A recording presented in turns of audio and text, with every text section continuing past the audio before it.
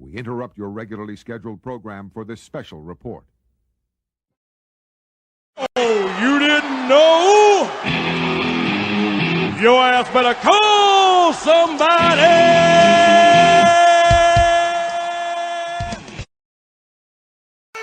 Awesome! You people bought a ticket to see me, so shut up!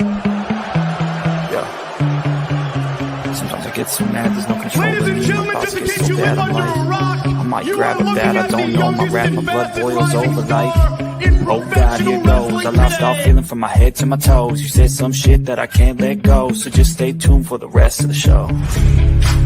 So have you ever felt betrayed? Switches how you see things, realize something needs change. Cause I know you got me fucked up, let me show you what's up. Cause enough is enough. I'll take a face full of pavement just to make a statement. I know there's no turning back. Oh God, adrenaline wasted, so mad I can taste it. I know there's no turning back. I'll do what it takes, I ain't making mistakes like that. I'll play it on your face just to make you go take it back. I'll lose my shit, I go crazy when I'm mad. And now you gon' wish you was just a fuck up real bad. Shut up. Be the villain! And I have no problem at all, because I couldn't care less if you like me or not. I'm here for success, and there's no one more successful than Grayson Waller. Yeah! Let me talk to you! War game.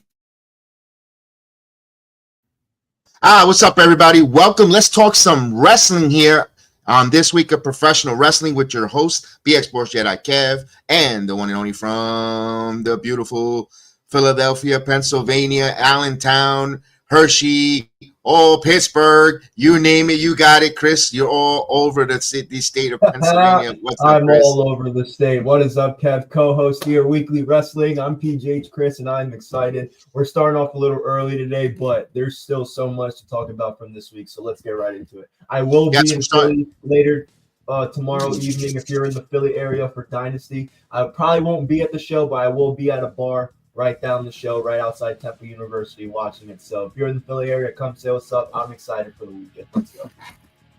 Yes, indeed. He will be in Philly. Let's go. Chris, let's go. Let's get this. This is a week. This is the build up, the road to WrestleMania, the go away show for Dynasty in Philadelphia. There's a lot of things also building in for Unbreakable for TNA. So a lot of action in the world of professional wrestling with all three of the brands, or four, because you also have Stand and Deliver the bill for that. So we've got a lot of stuff. Of course, the name of the title is the Road to WrestleMania Build Up, a main eventer, a favor, a new North American Saints marching in, and a dynasty, building of a dynasty or a death riding with some or could it be a rated R affair? So we are going to break into that, and so a lot of unbreakable situation and more. But let's start with Monday Night Raw on the 31st. There, the final Raw on the European tour. Of course, the final Raw that was televised a little early. And the show, we get something that was great. Let's talk about that John Cena, Cody Rhodes. This is their third straight face-to-face, but this was more of a back-and-forth promo battle, a merge where a lot of shots was fired. Everybody's asking the question, who got cooked? You know, was it Cody Rhodes? Was it John Cena? I'm not going to try to go through the whole thing. I would like to, but we want to wrap up, and we have another program at 3 o'clock with the Knicks taking on the Atlanta Hawks. So we don't want to stay too elongated, but we're going to try to cover as much as possible here. Let's go with I'm going to try to get as much as possible. Cody Rhodes immediately tries to disarm or diffuse John Cena with making fun of himself, talking about, yes, I have a tattoo on my neck, I have a little bit of a lisp, trying to take ammo out of John Cena's arsenal. But at the end of the day, John Cena hit him with some stuff that the tattoo, I'm not where you put it, is what it means. Pretty much calling himself a mark. You're marking out on your own gimmick, and you tattooed it on your neck. How do you see it? How do you thought what that one went? I thought that was a good shot because like it kind of surprised me when Cody Rhodes straight up said, these are all the things you can make fun of me of. Go ahead. And I kind of thought, well, there's more. Like John Cena can whatever. But him mentioning his tattoo being it is really markish to tattoo your own freaking logo on your neck. I mean, I didn't mind. Like I remember when he first did it. Like I thought it was cool, but Cena did an outstanding promo. I thought he took a lot of facts. I don't think he's really said one lie. I think now I can see John Cena winning the world title or the Undisputed Championship as of right now. But the promo back and forth was good. It's just Cody is a mark for tattooing his own stuff. And then I think Cody comes back about like the jorts and his dick. Like that some of the comebacks were kind of corny from Cody Rhodes. I'm not gonna lie.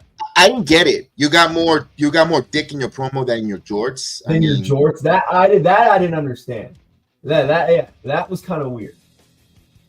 Yeah, I wanted to know. Wasn't that.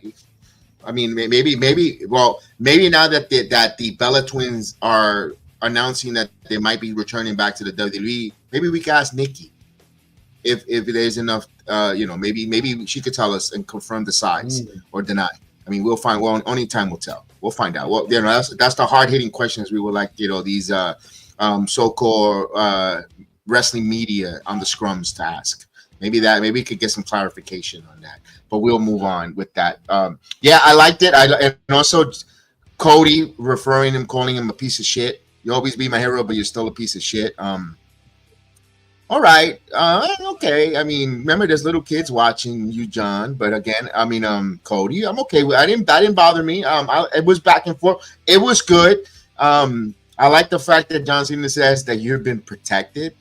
And of course, and he's made the most out of the crap that was given to him. It's not his fault that creative tells who goes over, who doesn't go over, or if it was a crappy build or booking or whatever the case. He's just there to be, like he said, what does he say in his intro? He's a soldier. If you look at his theme music, he's a soldier. He's a soldier. And he does what the soldier needs to do, follow orders. And if the creator... Cody Rhodes tells him, have you ever heard the crowd? You never heard the crowd chant me that I can't wrestle. I mean, all right. That was a good line there. But that was a very good line. I'm not going to lie. Me not being too much of a... That was a very good line from Cody. You can't wrestle. Although John Cena's one, they're in the business of sports entertainment. Am I right? So is John Cena. So John Cena is a main eventer, 17-time world champion, means he could entertain. Yeah, exactly. And guys like Michael Cole, they say all the time, right? We're not a professional wrestling company. We're an entertainment company. Michael Cole. But I don't even think. But I don't even think it's to that degree, Chris. I think it's if he didn't know how to wrestle and entertain, he wouldn't be in the car. No, absolutely. But it was a good line though, because a lot of people say that, and you could tell that what this confirmed is that these performers, they listen and hear the noise that is made on the social media, the IWC, and they want to bring it to a little bit of the promos where you're like, oh damn, that was said on this and so forth. So that we'll see where that goes. I like that they got into some physicality at the end, but the biggest line before the physicality was John Cena builds empires for billionaires while he steals their money of their children. Now, here's the one thing. Who is he talking about? Because a lot of people, I'm going to ask you, when you heard it, who you thought he was referring? The Rock. So he's stealing. When he says, I built empires, and I think he's talking a little about how he's like The Rock. That's what I got. Okay, that's fine. That's interesting. I didn't think of that one, but that's why we have these conversations to hear other people's perspective and other people's thought process. That's what makes the wrestling community great, because what I hear myself or see, you might not see it, or vice versa, right. And maybe it changes my perspective to try to look at through your lens. But when he meant, so who Cody Rhodes stole money from? Who is the children of the billionaire he stole money from? Because some people have two different interpretations. Who do you think Cody? Who do you think? When that came to your mind, who do you thought John Cena meant and referred? Vince. But okay. I could be wrong. All right, When it says that's billion, fine. it was stealing billionaire because Vince was the last signing, and Vince flew all the way to go get Cody. So I mean, unless he is talking about Tony Khan, but when he says I built empires, at first I thought he was kind of referring to himself as like a Rock, as like I built empire. Like, I'm like the Rock. Right, that's fine. I build empires for billionaires. So who is the billionaire he's built that empire for? Himself.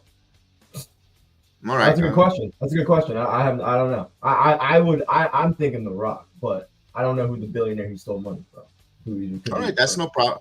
Okay, and so when he says I build empires for billionaires, I'm thinking he built an empire for Vince McMahon, because when Vince McMahon was not a self-made billionaire yet until he went publicly trading after the Attitude Era into the Ruthless Aggression Era, that's when they became publicly traded, and then he became a self-made billionaire. And of course, John Cena was the head of the realm of the championship there at that time, and that timeline. He was the face. He was the guy that was carrying them to that. So I feel like he was the one that was helping them build billionaire. And also, Ethan, what's up, Ethan? And as well, when he says you stole money from their children, the billionaire children, Tony Khan, he stole money from there. I thought it was Tony Khan, but Dave LaGreca thinks that it was Stephanie and Triple H, which Stephanie and Triple H do not own WWE. They never had owned WWE to pay him. It belongs to Ari Emanuel, TKO, Endeavor. Do your research. If you're going to be on Busted Open trying to change the wrestling community booking like you did last year and this year, you should know that Triple H and Stephanie McMahon does not own or pay the wrestlers. So it's kind of funny with that, but that's the way I interpret it. Stealing money from Tony Khan, the son of a billionaire, and that's the way I took it. But I like the way you thought about it, because maybe that's why John Cena aligned himself with The Rock, because he's going to build. I thought he was getting it. I honestly thought I like he was going to get that. When he said that, I thought there was going to be some mention of The Rock but there wasn't. That's what as soon as he said that, I thought of The Rock instantly. But then I see what you mean though, because like I thought Vince for different reasons, but I like your reason, right? Because John Cena, I mean, when they went public in like right before like the 2010s or like mid 2000s, John Cena was on top of the world. He was their champion. He was on Raw. He was one of the biggest Raw. He had one of the biggest Raw signings when Jericho comes out, and he's like, "Who's the Raw dude?" Place went apeshit. It was around that time too. So I think it was all facts from John Cena's promo too. And Cody Rhodes had some good stuff. Like I said, the "You Can't Wrestle" chant was okay. There was some corny. I thought it was good. I thought it was good. They'll have way more back and forth, the next 2 weeks. Hopefully. Now, does it benefit them to hide? They're not going. I don't think we're going to see John Cena until WrestleMania. To be honest with you, I don't think we're going to. I hope not. I hope he's there at least the Raw or the Monday before me. Yeah, I hope so. At least the Monday or the Friday before WrestleMania. We'll see. We'll see on that. We'll move a little bit. What's up, Chris the Flash in the building? What up, Chris? How are you? Before we move on here with the wrapping up the John Cena and Cody Rhodes, and like I wanted to say with one thing, I want to say with, and you said I build empires for billionaires. He wants to build Rock an empire so he could be continue to be a billionaire. I don't know if Rock is a billionaire right now or not. I haven't checked the Forbes billionaire club.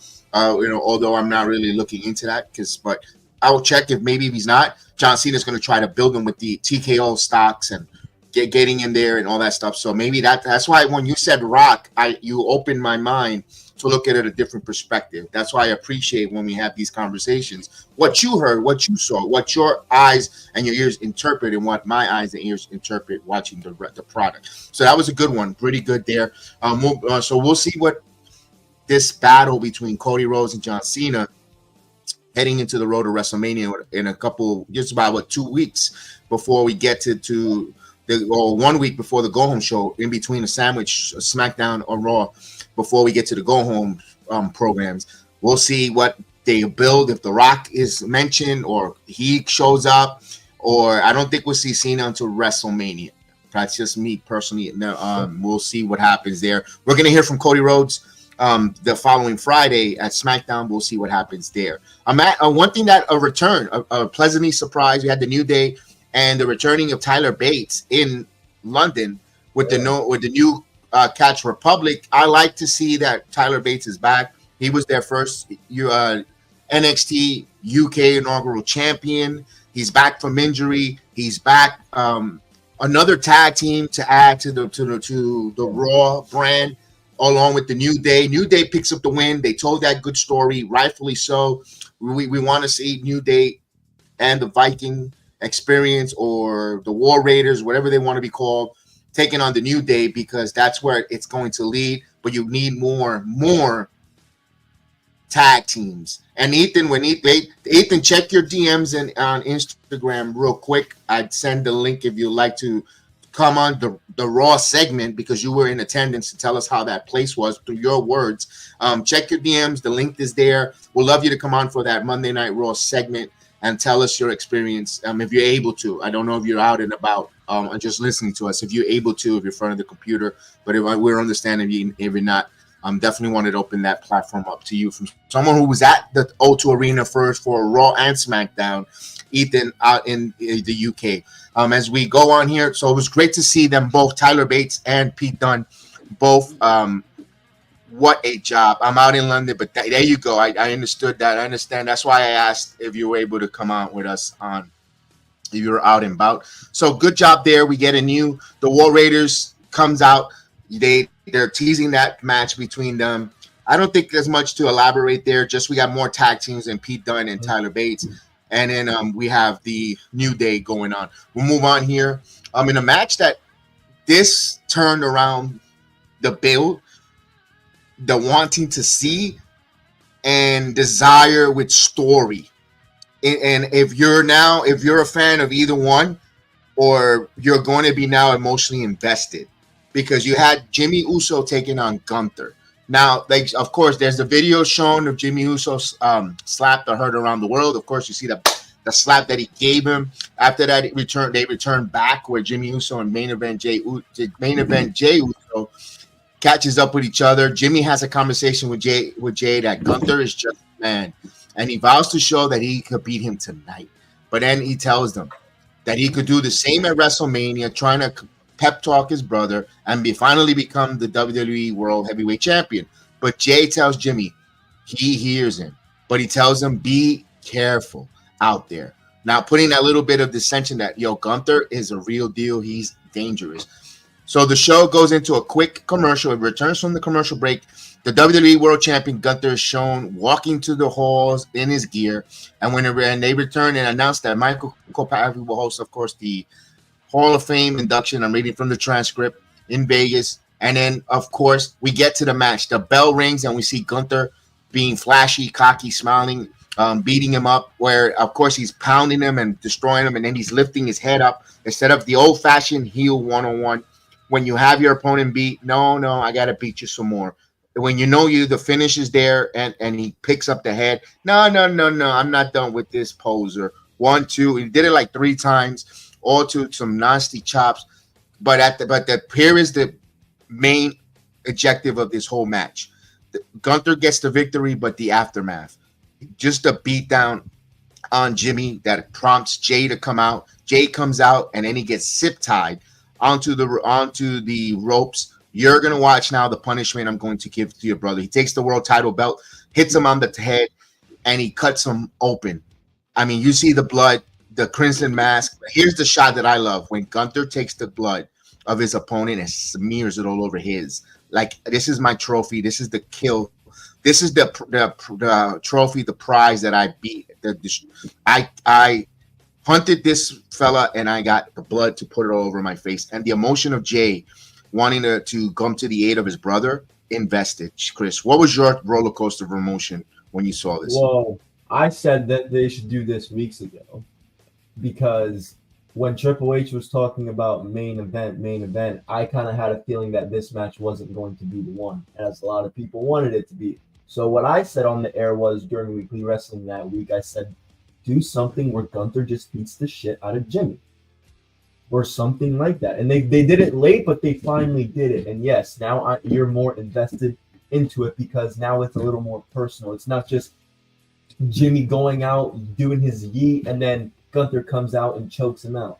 And I know a lot of people are like, oh, well, Jimmy or Jay doesn't seem so confident he can beat Gunther because if you remember at the press conference, he was talking all this like, give me whoever. Like, I'm not scared. Like, I know I can do it. But it's like this guy has gone ever since Jay has said that at the press conference, Gunther has gone out and kicked Jay's ass every single week.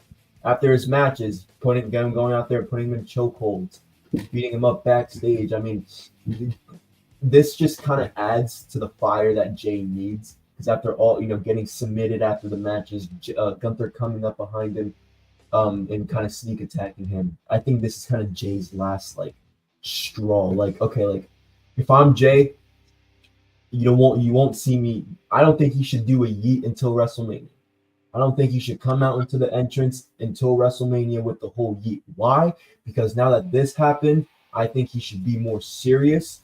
And when he let the fans do it, but when he's out there, no, don't do it. I think that it should imagine everybody coming out WrestleMania, all those 100,000 waving their hands for Jey Uso, finally beating up Gunther after, especially what just happened on Monday. Yeah.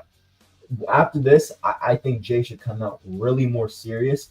I don't think he should do the yeeting at all until WrestleMania. These last couple of Mondays, don't yeet, and it's going to make his moment at WrestleMania 10 times more special because of this moment. So good job. They needed to do this. I wish they would have done this a couple weeks ago, but they're at a really, really good spot now. Now it kind of intrigues me what they're going to do with Jimmy as well because he was kind of hot, kind of had some good matches. Now this happened, so I'm curious to see his comeback as well. But phenomenal job.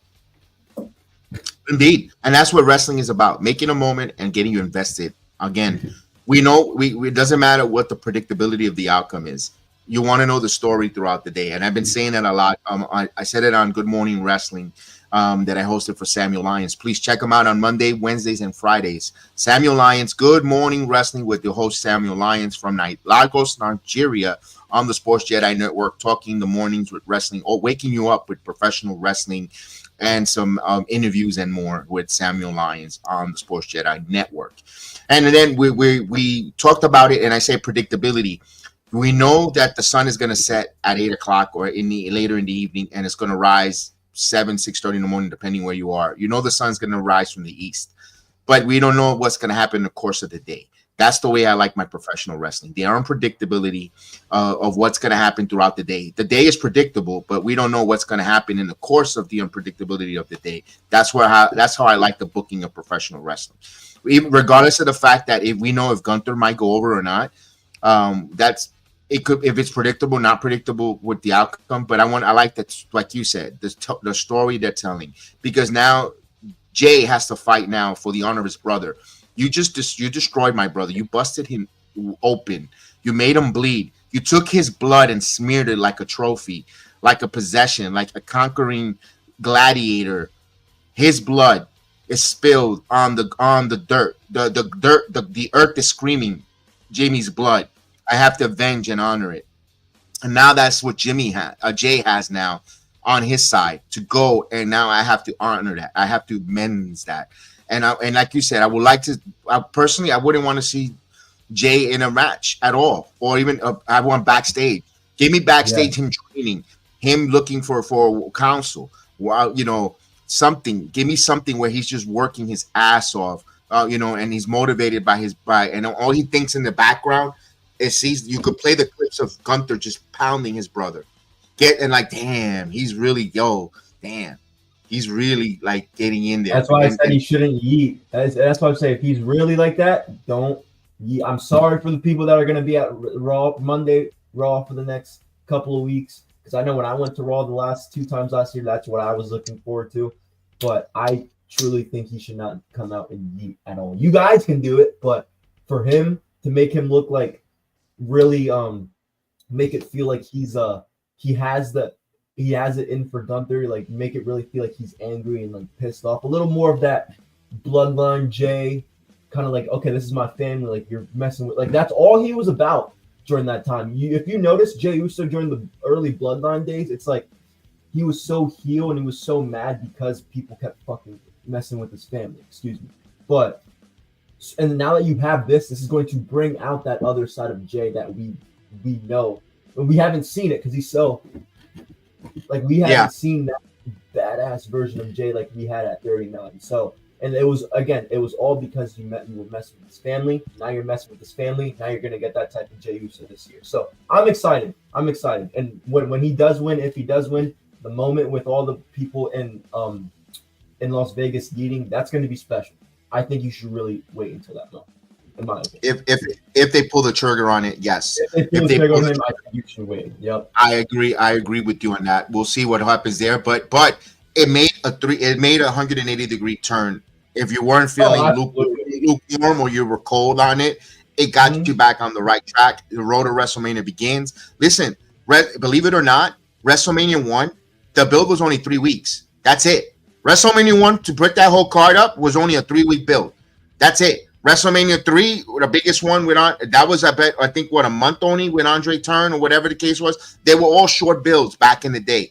If it's done correctly, with a right story, with emotional investment, you're going to gravitate and want to see it. The Ricky Steamboat, Randy Savage, I believe it was like 6 weeks or a month when Ricky Steamboat, Macho Man took Ricky Steamboat, put his throat on the barricade, and hit the forearm from the top and supposedly crushed his esophagus where he couldn't speak. He had to go to speech therapy, that kind of build. Because now you're emotionally invested behind Ricky the Dragon because this guy almost took the ability to speak away. And now you wanted him to get his comeuppance and beat the crap out of the Macho Man. He didn't really kind of beat him. He out-wrestled him and got the pin. But my point was he got the victory. You was invested in that match. When done right, when there's an injury or when there's a place where you're feeling the empathy for the babyface, it works. And it's been working for over 40 years. And now you have that empathy with Jimmy getting busted wide up,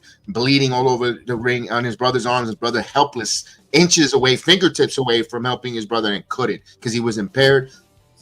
Now it's personal. Oos. And we'll go on and see what goes next for them. We had a tag team match. I'm going to go through this a little quick. Braun Breaker and Penta versus Finn and Dominic, where you thought that Judgment Day was going to be in the dissension where Finn and Dominic are not seeing eye to eye, but it was the Braun Breaker spear into Penta caused the dissension there where now Penta gets pinned. We get a backstage where Penta and Braun had to be separated. Looks like we're getting an Intercontinental title match. We don't know if it's going to be Braun, Penta, Finn, and Dominic, or it's going to be Penta and Braun. There's still more to come. There's still more storyline to this. So let's pump the brakes before it gets announced and who gets announced for the Intercontinental title match. I personally think just Penta and Braun would be a good match. Now, it kind of sucks because you are leaving out Finn and Dom, and I think you didn't leave those two out of WrestleMania, especially Dom. I think Dom has such a bright future. I think he could win that Intercontinental Championship. So, to me, if you do want to make it a triple threat match, you got to add some way, somehow, between Finn and Dom because, you know, we see it backstage, right? Like, Judgment Day, they didn't want Penta as the member, all this stuff. I think Finn's won an Intercontinental title shot. They could do the triple threat between, like, Finn, Penta, and Braun. Me personally, I would like to just see a classic match between Braun and Penta. I think the story's there already between those two, with Braun accidentally spearing Penta, Penta not knowing that, Penta going back there and thinking that Braun did it on purpose, them having to be separated. I think those two alone can make a really good match and a really good build. Because they're both big guys with a little bit of different styles at the same time. So I want to see, me personally, just those two. Classic match. We don't need another multi-man match. We don't need to add Dom and Finn in there as much as I would love Dom added. You don't need to do that. I think you could build up. They're already starting to, unless they could insert it, which again, things are up in the air for that because they're all the last couple of weeks talking about each other, meeting with each other. But I personally would like to see a classic match between Braun and Penta because I think that'd be one of the most. I think that would be the underrated match of the card of the night, depending on what's on that first night, second night. I think that match could be one of the steel shows. and I respect that your thought process, but I don't want to see a one-on-one with Penta and Bron due to the fact that I don't want to see Penta getting a clean pin already on, and I know you cannot go undefeated forever in the WWE career. You're going to take a one-on-one singles loss, and also if you it's a no-win situation when it comes to the wrestling booking. If Bron loses the Intercontinental title, you're a hot potato or rushing a former All Elite Wrestling champion, a wrestler as a champion. You're giving them championship too, because you're gonna get heat no matter which way. Oh no, you see now you're gonna but now the main stage, Penta's gonna be jobbing at and not always a champion, always a bridesmaid, never a bride. So you can win either way when it comes to booking. That's why I want to see a multi-man match with 4, because you have 4 men could come out with so many different storylines after WrestleMania. Remember, WrestleMania ends. Wrestling doesn't end. It doesn't take an off season. We'll come back in 3 months because we're in it's the World Series. We're coming back. See you in spring training. We'll see you in training camp or preseason games. No, wrestling continues.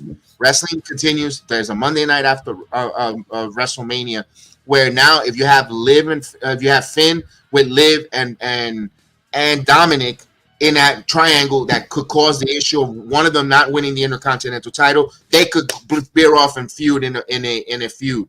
You could now, then, if you want to go Braun and Penta, you can, because of you don't want it in a big stage of Mania. You could slowly build that for Backlash. You don't have to do it right away.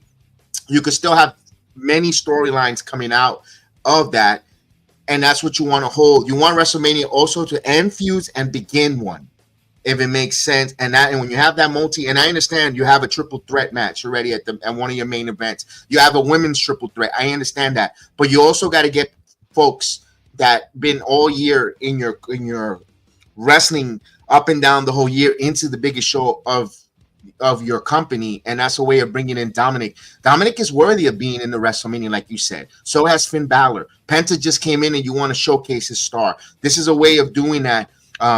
Skinning a cat or trying to have your cake and eat it too. I kind of would like to see that. That's why I made that assumption, especially if Triple H and Creative is going to give you 6 to 7 matches per night. You gotta make it make sense, and you're trying to have your cake and eat it too. Now I understand. I can see where you disagree with it, and you know what? You make great palate points. You make great palate points on that. But I give you the counter answer. I see exactly where you're going to, because again, nobody really wins. If it is a one-on-one match, nobody's gonna win. You know what I'm saying? Right. And yeah, I can agree with your take. Absolutely. Here's Triple H burying the young NXT talent to the former AEW wrestlers coming in. Yeah, he can win. But meanwhile, Bron is a 2-time. And here comes Penta. You guys thought he was going to be this big thing, and people still he's jobbing to that he's. Yeah. Mind you, people still bring up the fact that he's wrestled on Main Event. Correct. See what I mean? Yes. People like if Ray Phoenix, like we'll talk about him later, but if I'm scared he's going to start getting that same treatment too. If they don't start. You know what I mean? It's not fair. It's really not fair. But I get your point.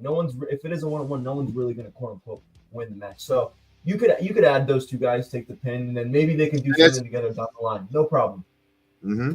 And even if whoever wins it, let's say Dominic Mysterio wins the Intercontinental Champion in a way, but you could tell that story where now you have Braun chasing him, or now you could go Penta and Braun, because Braun, you cost me my Intercontinental title. That's a story that could come out of that, where there is no title there. So if Braun takes the loss to a Penta, fine, because you know what? He lost his focus. He's so hell-bent on getting his Intercontinental title. He took his eye on the prize and not concentrated on Penta, and Penta got a victory on Braun Breaker and Backlash, because there is no Intercontinental title there. Or if Braun Breaker beats Penta on Backlash, because Braun Breaker's refocused, because he's really mad. He wants his Intercontinental title back, and he had to try to destroy Penta, because he's on a mission to win. And Penta, he regroups. You could still say, you know what, I lost that to Braun, but I'm regrouping. I'm gonna, there's ways of storylines where you could circumvent it and come back at it. But if he goes to the world title, the Intercontinental title, and loses, what next? You're gonna go back to you're gonna drop down.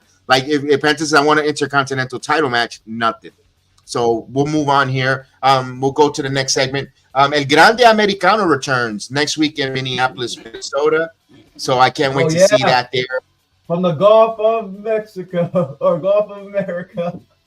No, we're going to get to that. Heather, right now we're on Monday Raw. We'll work quickly to get to the Friday because we got a lot to say about Friday Night SmackDown as well. Heather, if you ever want to join us on screen to have you give your thoughts, you're more than welcome. If you want to talk about that segment, let me know where I can send you a link. You could come on camera and talk just about that, and then you could come off because we asked Ethan, but he's out and about. I would love to hear your thoughts. What's going on? D-Walk is in the chat. What's going on, brother? How are you?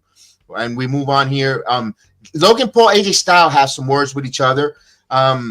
This is gonna word of words was okay, was not the greatest or not the worst, but I want to see this matchup because I kind of see, and I hate to make this comparison, I see Logan Paul a younger AJ Styles in wrestling ability, not personality wise, in wrestling. I kind of see something similarities there. I want to see these two guys wrestle. You talked about that might steal the show. I think that match might steal the WrestleMania show. I agree. Look, I've Oh, come on, Heather. You could turn your camera off and give you the floor to speak because we need a woman's perspective. And I'm sorry, let me give this real quick. No, you're good. Ladies of the wrestling community. I know Canary is recovering from her injury. She's our lady, and as well as Miss Gemma. Those are our two ladies of the Heel of the Ring. Right now, Miss Gemma's studying to be a PhD, and Canary has some health issues that she's working physically. We need female content hosts or creators or pundits on the Heel of the Ring podcast because we need to hear the women's point of perspective. Because we don't speak for the women community, the women's wrestling. Although I try to champion it, I try to get them over. We need the female representation. If you're a female that listens and wants you along to us, like Shelly, like Miss Heather Wright, and so forth, I would love to hear your thoughts. My platform is open. I always said I even do a show for 2 women or 3 or 4 round table for you ladies to talk about wrestling on our network. We need that representation. We need to hear your voice. We're not trying to silence it. We want to amplify it, if it makes sense. All right. Well so said. we go. Well said. We'll go right here with the AJ. Well, hopefully we get that match. That's going to steal the night, Chris. I'm sorry I stopped your thunder there. No, you're good. You're good. You're good. Real quick. I like this match. I wanted to see it ever since they kind of teased it because AJ Styles or Logan Paul has had some great matches at WrestleMania over the last couple of years. Seth Rollins, he had a great match SummerSlam with The Miz, Ricochet. He's had all these great matches at WrestleMania and against some really, really quality opponents too.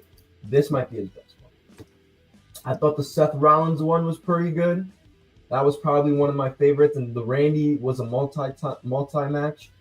And the Reigns match was good, but this match I think is going to be Logan Paul's best match because, like you said, we're not comparing, but we're just talking about styles, right? Styles of wrestling. Logan Paul kind of does that.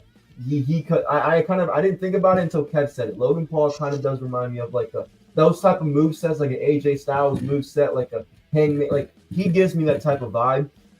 And I think with AJ Styles being such a veteran that he is and so good at leading matches, I think he's going to, they're going to have a good match. AJ Styles is obviously going to be the guy leading it, do this. But with Logan Paul, he's so athletic.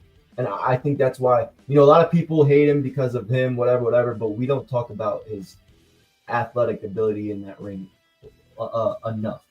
So it's going to be a great match. It's going to be a lot of back and forth, a lot of good spots. And I think it's not going to be too crazy of a match because, again, AJ's not going to be doing all the crazy shit he did back in the younger days. So it's going to be a good match, good pace.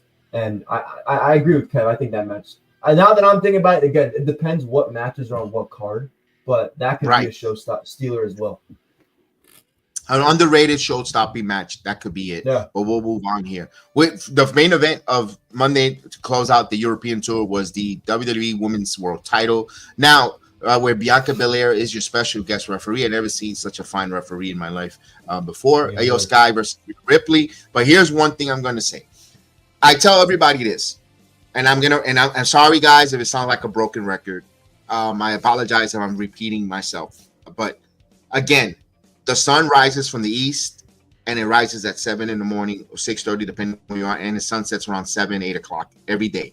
That's guaranteed. Each and every day is predictable. This build is predictable. We're going to get a triple threat match. I asked the wrestling community, during the course of your day, you have good days, you have bad days. Some days you might win $100 scratch off lottery ticket. You go to your supermarket. Some days you might lose $10, or some days you might get in, God forbid, in a car accident. Some days you might have the best day of your life where you find $100 on the floor. The course of the day has a different story, but it's still predictable the day and night. Now, this match is predictable. I asked this to you guys, the build. Is it a good day for you guys or a bad day? Because we get the match. It was a pretty good match there. Referee disqualifies both competitors. She had enough. It left with a no contest. I felt it was again, that day, I thought that day was a kind of day. It could have been better because I want to know, okay, how does this affect WrestleMania now? So I'm pretty sure we're going to get a follow-up from Pierce on Monday regarding this, because because I'm pretty sure Rhea's going to have a gripe. You disqualified. I didn't get a chance to get a clean pin. I didn't get a fair opportunity. Bianca threw the match out. I don't know if Pierce says you shouldn't have put your hands on her. How do we get to the predictability, or how do we get to a good course of the day, Chris? My thing is this, right? They should have I love Rhea Ripley. Love Rhea Ripley. It's just I think they need to include her in something in WrestleMania. I don't think they know exactly what with everything going on. They don't know exactly what she fits in with. I still don't understand why you switched the titles a couple weeks ago on that Monday. I still don't. It was good because like you said, it makes you need to watch on Monday night. To me, I kind of want to know what the purpose was for that. Was it to get Rhea? Because if you're just gonna have Rhea get into WrestleMania, if you didn't know, why would you? If you're having this struggle of what Rhea should do, how could Rhea get in the match? Why would you have her lose anyway? Rhea, look, I'm gonna get a lot of shit for this, but I don't care. I've never been a fan of Iyo Sky. I love her in-ring work, but fair. I can't get behind her. She gives me nothing. I can't. Oh, I want to get behind. It's nothing. I've never felt that. Even during Iyo Shirai days in NXT, Black and Gold, never felt that way about it. And it's fair. I think a lot of people wanted her in a big match at WrestleMania, and she did not earn it. She just simply didn't earn it. Bianca Belair did, and Rhea was the champion. To me, fair. Where it could have been okay is that when Rhea signs the contract, that should have been the WrestleMania. You should have not, and that should have been official, and now you should start building up to it, because now the triple threat match you're a couple weeks away. That match is still not official, and you had to go through another. What if this was the point of the I get it, nobody wins, but we kind of knew that was gonna happen. I don't understand if when Rhea signed the sneak her way to sign the contract, should have just announced the match right there and start building. I agree. You didn't have to do this. Sign the contract. No, you're not a part of the match. We'll give you a match next week. No, she signed the contract. That's a good kind of like an Eddie Thorpe mind game. Oh, I'm gonna sign the contract, and Eddie Thorpe got his contract match. He didn't have to go fight. They should have done that with this. I agree with that, but here's my thought. Why I think they took the title, and two things. You got to watch Monday Night Raw, SmackDown, because you never know what can happen with the title changes. You got now that you just can't say a throwaway, hey, nothing really is going to happen, no title change. Why should I invest? Right. No, you have to watch it. You're going to miss out. They've done a good job with the shows, with the social media posts, and the backstage, all that. You have to be part of it because you're going to miss something. Even when they do a segment with people in the background, the teasers, the Easter eggs, they've done a great job there. The production, they've done a phenomenal job with that. My point, I think they wanted Iyo in the European. The same reason why Shinsuke dropped it to LA Knight was that LA Knight, you heard the roar of the crowd with LA Knight as your United States champion. In Europe, they loved it. I think Iyo is, I think Rhea in Europe as the chaser makes money because the people are want to see Rhea. They love her in Europe, and Iyo is so over as the champion. They're gonna be invested. You saw the reaction that Iyo came out and got from the crowd and Rhea.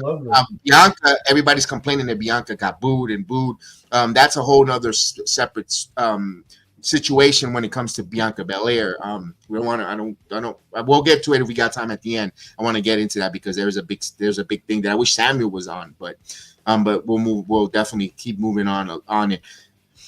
Me personally, I think that's what they went. They want to see Rhea chasing Iyo the champion, feel good champion, and then against lost in the sauce is a little bit of Bianca Belair. It's going to be a triple threat, like you said. They should have ended it when she signed the contract and build. Oh damn, Rhea signed and now they build. Like, ooh, I wish they would have moved on for it. But let's see how they turn it around here. Doesn't mean the ladies ain't going to deliver. I think they're going to have a good match. I think that's going to be really good, and we'll see how that goes. That's Monday Night Raw. Let's get into NXT where the Saints keep marching in, has marched in to NXT. But first, the opening segment, Stephanie Becker, Ava, announcing that she will be relinquishing the Women's North American title, and a tournament is set up for qualifying matches to end up in a ladder match. I like the fact that they announced that. I would have liked this, though, me personally, building it up for NXT. One little caveat. You still had about another 2 weeks before Stand and Deliver. I would have had Stephanie Becker do one more title defense, double time, 2 times, and then go in like she's really banged up. Where then the following one, but then you didn't have enough time to build. I understand what it is because you didn't have enough time to build. Where they could have said, for your protection, you're going to get injured. You're more valuable. We have to take a title away from you to protect you, and that's when they can announce that. That would have been, but there wasn't enough time. There wasn't enough time because now you give a reason. The company's trying to watch her back because they know that 2 title or multi-title reigns doesn't really work. You could walk around with 4 titles and you could dance and say you're a FFO. It doesn't work because you're going to get injured. You have to defend those titles. You can't go on wrestling.com and buy these titles and walk around with them and say you're a champion if you don't defend them multi-times. But we'll see. What's your thoughts on this ladder match? That's why I didn't want Stephanie to win. First off, you're right. I hosted. If you guys saw me host NXT on Tuesday, when that announcement came out, I popped. I fucking popped. I didn't want Stephanie to win. I love Stephanie. She's one of my favorites. She's top three, one of my personal favorites in NXT. But again, the double champions does not work. And the reason why I had a problem with it, it doesn't work in a division where there's only 2 championships. To me, you're not giving you made this other championship for a reason. And girls like Jada Parker, Kalani, Fountain, they're not getting, even though the 2 of them already been champions, you get my point. They're not getting the exposure or the opportunities to compete for that title with Stephanie having both of them. And she should be focused on the main stuff. So thank you, NXT, and thank you, AO, for doing this. Now, how do I feel about the ladder match concept? I like it. I think it's good. I think with women, when it comes to NXT, the women have really good stipulation matches when there's a lot, like the Iron Survivor for the women at Deadline. It's always a good match. I always enjoy those women matches better than the men's, if I'm being honest. So I don't mind them having a ladder match. I think the contesting so far is Zarya and Kalani. We'll get to that because we have some qualifying matches. Right? Yes. Yeah, so I like the qualifying so far. There's more qualifying matches next week. So I like the concept. I like the concept. They do really good. And it's one of those things, right? WrestleMania sometimes in a couple of years like to do the multi-men IC title matches and so forth. So why not do this at San Luis? Good job. Good booking. I like it. And it's good booking because if whoever qualifies gets to go to Stand and Deliver, and you have multi-women on the card, you're bringing over to Vegas and your show. You don't want to. NXT is going to be 4 or 5 matches anyway. Deep. It's not going to be that big of a match. It's so early in the morning. In Vegas, right before WrestleMania, people are going from there to WrestleMania. For Philly, everybody was at the Wells Fargo. As soon as you saw everybody go over to the stadium. So yeah. So you don't want to take too much time or have it run along event and give an entire out wrestling your fans. main It's gonna event be to breathe short. too.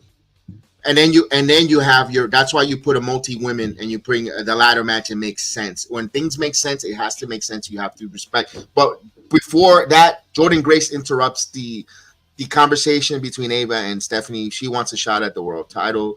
And then Jada Parker, that breaks out into a brawl between Parker, Grace, where Jordan clearing the ring, taking out security. Jordan Grace, like the juggernaut, looks like the badass.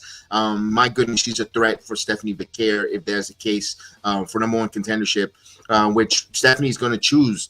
The condition is she's going to relinquish that title, but Stephanie gets to pick her opponent and stand and deliver, which is pretty cool. I like that trade-off. All right, then I get to wrestle who it is. We'll find out Tuesday who could it be. Could it be the juggernaut? Could it be one and only Jada Parker, or is it someone outside of the company, or not newcomer, someone who's been away with injury? I'm still going on record, ladies and gentlemen. I know, and this is a little bit of a spoiler. NXT last night in Crystal Rivers, Julia back in action. She was wrestling last night. Again, I don't think that was. She's not. I don't think she's really fully injured when she cried surgery stuff. Maybe some time off. I think they just did this because I think, again, I still say it's Mika Saramura. I still going with that. I think it's Julia versus Mika Saramura, or You think she thinks she's gonna sign with NXT over AEW? Mika Saramura is NXT. Oh wait, never mind. I'm thinking of somebody. No, I'm not talking. We're not talking about Squishy Tits Mina. That's who I thought you were talking about at first. That's who I thought you were talking about. Mika Saramona, I know exactly who you're talking about. The original final boss. Yes. She's retiring. She's retiring at the end of the month. At the end of the year. Yeah. I thought it was the end of the year. I thought it was the end of the month. Well, she's retiring soon. That's John Cena who's retiring at the end of the year. But great. They're still great in their own. But my point is, it could be that, or it could be returning Asuka. Asuka is an NXT world champion who hasn't been her record. And if La Primera wants to be the best NXT women's champion, why not take on the biggest and best NXT champion in Asuka? I know, no build, but that'll be a surprise out of left field. Holy crap. Because it won't hurt. We'll find out. I'm just trying to think outside the box. To see if something different happens with NXT. It wouldn't be surprising or put past me, because when they did Worlds Collide, I had no idea who was Blair Davenport, and I had no idea Mika was the world champ. And then that match still kicked ass with Mandy Rose winning. So that's my point. They're not afraid of doing unpredictable matches out of nowhere with competitors that we like. What? Ooh. And they build. That's why I've seen it before. I lived it, so I wouldn't be surprised if NXT does something on that. Well, but we got a backstage. Cora Jade and Lola Vice taking shots at Lola Vice. If she wins the title, all she's gonna do is shake her ass with it. So we're teasing Lola Vice and Cora Jade. Bad blood there between them. I got to see some more Lola Vice. I would have loved to see her work for TNA. I would have liked her to go work in TNA a little bit, back and forth, have her cross the line and get some work and experience there. But right now, it looks like it's going to lead to that. We get a first match for the qualifier, for the North American Championship ladder match qualifier. We have Zarya with Zoruka versus Lash Legend with Jakara Lesson in her corner. Back and forth, good match. The battle of the powerhouse women. I was shocked that was the opener, but you need a banger to open up a tournament. I mean, it included some bear hugs, torture racks, Zarya staying resilient, countering a power bomb into that monster Hurricanrana, followed by a pump kick. Released German suplex after dodging the pump kick, delivering a spear. Zarya hits an F5 clean victory over Lash Legend. Zarya finally gets booked strong. Could be her first title for Zarya. I think I love Lash. I was like, damn, you fed Lash to Zarya, but you want to get Zarya over and getting a victory over Lash Legend, because I still think Lash Legend is going to probably end up winning the TNA Knockouts title. Good job there. Good call for Zarya. At first Tuesday night, when I was looking into the corner of my eye, I didn't like it. But now that as I speak about it in business sense and creative-wise, Zarya needed to win, Chris.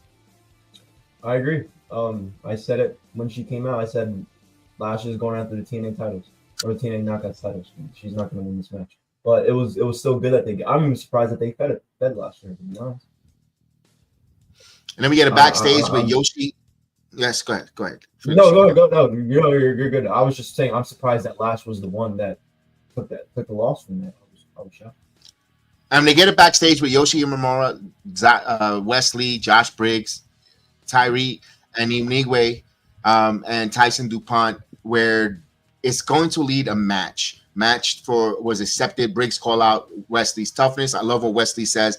Man, I've been carrying this company on my back. You know, you know what? The 2.0 era, Wesley was one of the best North American champions. He was the best North American champion, I thought. Yes, I love Wesley's matches. When I did watch 2.0, I was watching for Wesley. I didn't watch too much of it, but when I would click on it and I'd see what do with the dreads with the time, I was like, oh, I'm hooked. I love this guy. He's good. Yeah, Wesley is good. He is really good. Nicest guy outside the ring, and of course his wife, excellent lady. So his wife would sit with us in the crowd and watch his matches. And very nice lady. Marie was very nice lady, very, very awesome, humble, and of course, very nice lady. And of course, the whole Wesley, big fan of his. I've said it before when Dominic took the North American title. I said I need Wesley to go on the main roster and take the North American title from Dominic, so the world could see who is Wesley. And when he makes his main roster debut, back like don't be like, who the hell is this? No, this is the kid that beat Dominic for that title. That's back then. I said it, and I still say it. Wesley, once he gets onto the main roster, when good booking, he's going to be one of those guys that are like, oh damn, he's really good. He's that type for us. I love what he's going back and forth in TNA and working with the Rascals and taking Tyree and Tyson DuPont under his wing. Great job there. All right, so we have an office segment. Kalani and Roxanne Perez backstage with the Ava, taking shots at one another, and it leads to Kalani and Roxanne Perez in a match later down the road in the night. But we get a segment with the Tony D'Angelo family, the family discussing the dark state. Each individual has dirt or information they explain. Chris, you watched it, watch along. By the way, you did a phenomenal job on Tuesday nights. Can't wait for you to host Tuesday. If you can host Tuesday, it's there again. Your thoughts on that breakdown? I saw the segment. I want to hear your thoughts when you saw it live and reacted. Me and Chef saw this live, and we loved it. We didn't say a single word during it. They did such a good job because a lot of people, including me and myself, who are these guys? I'm not. See with Kev and Terrence, they live in the Orlando area, so they're a little more familiar with some of these up and coming guys that are now being used on Evolve and all that stuff. So for me, for somebody out here, I want to know who these guys are. I want to know where these guys come from. Every member of the D'Angelo family, this is what I love. Every member had their moment. It wasn't just Stacks and Tony and others. Everyone had their folder. They each got to explain, this is so-and-so. He was an All-American at Duke University. Denied. He got into Harvard, but denied it because of his coach. Named specific coaches. I said, I talked to his coach. That was phenomenal. I didn't know all these guys are smart. These guys have degrees. These guys have Harvard degrees. They're all American athletes. Like, I didn't know any of that. Like, and now I want to see more of these guys. I want to hear these guys talk. I want to see these guys. Chef. I'm gonna go ahead. Chef thinks Stacks is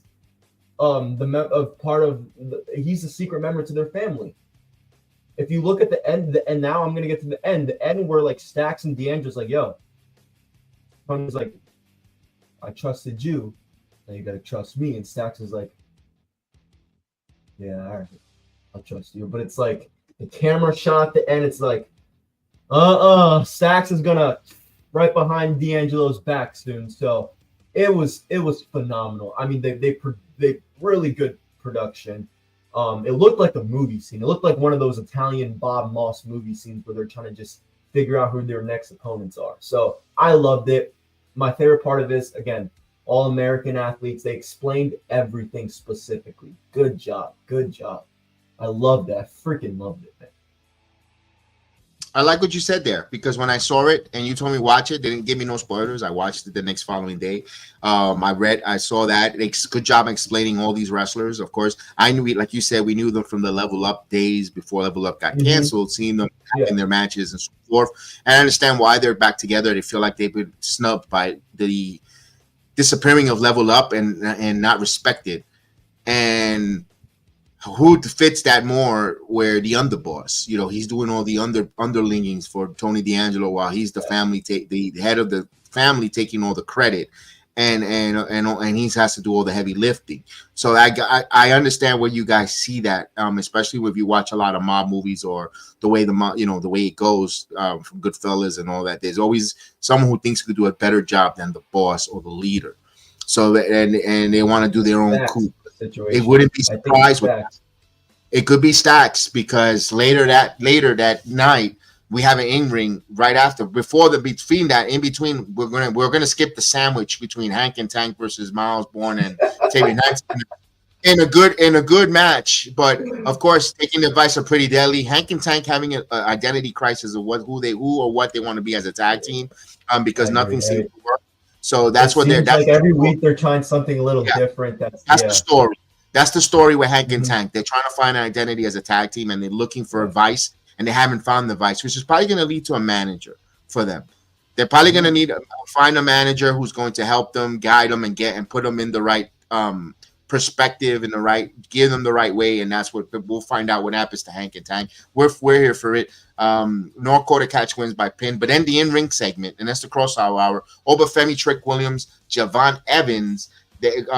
Trick Williams comes to address the crowd, but of course the ruler comes out, interrupted by Javon Evans, got a little physical, but Dark State interrupts, and they come in and they clean house. But now Trick Williams is in the center of all four of the Dark State, and we're like, ooh, is it gonna happen? Are we gonna find out that Trick Williams is the leader of this group?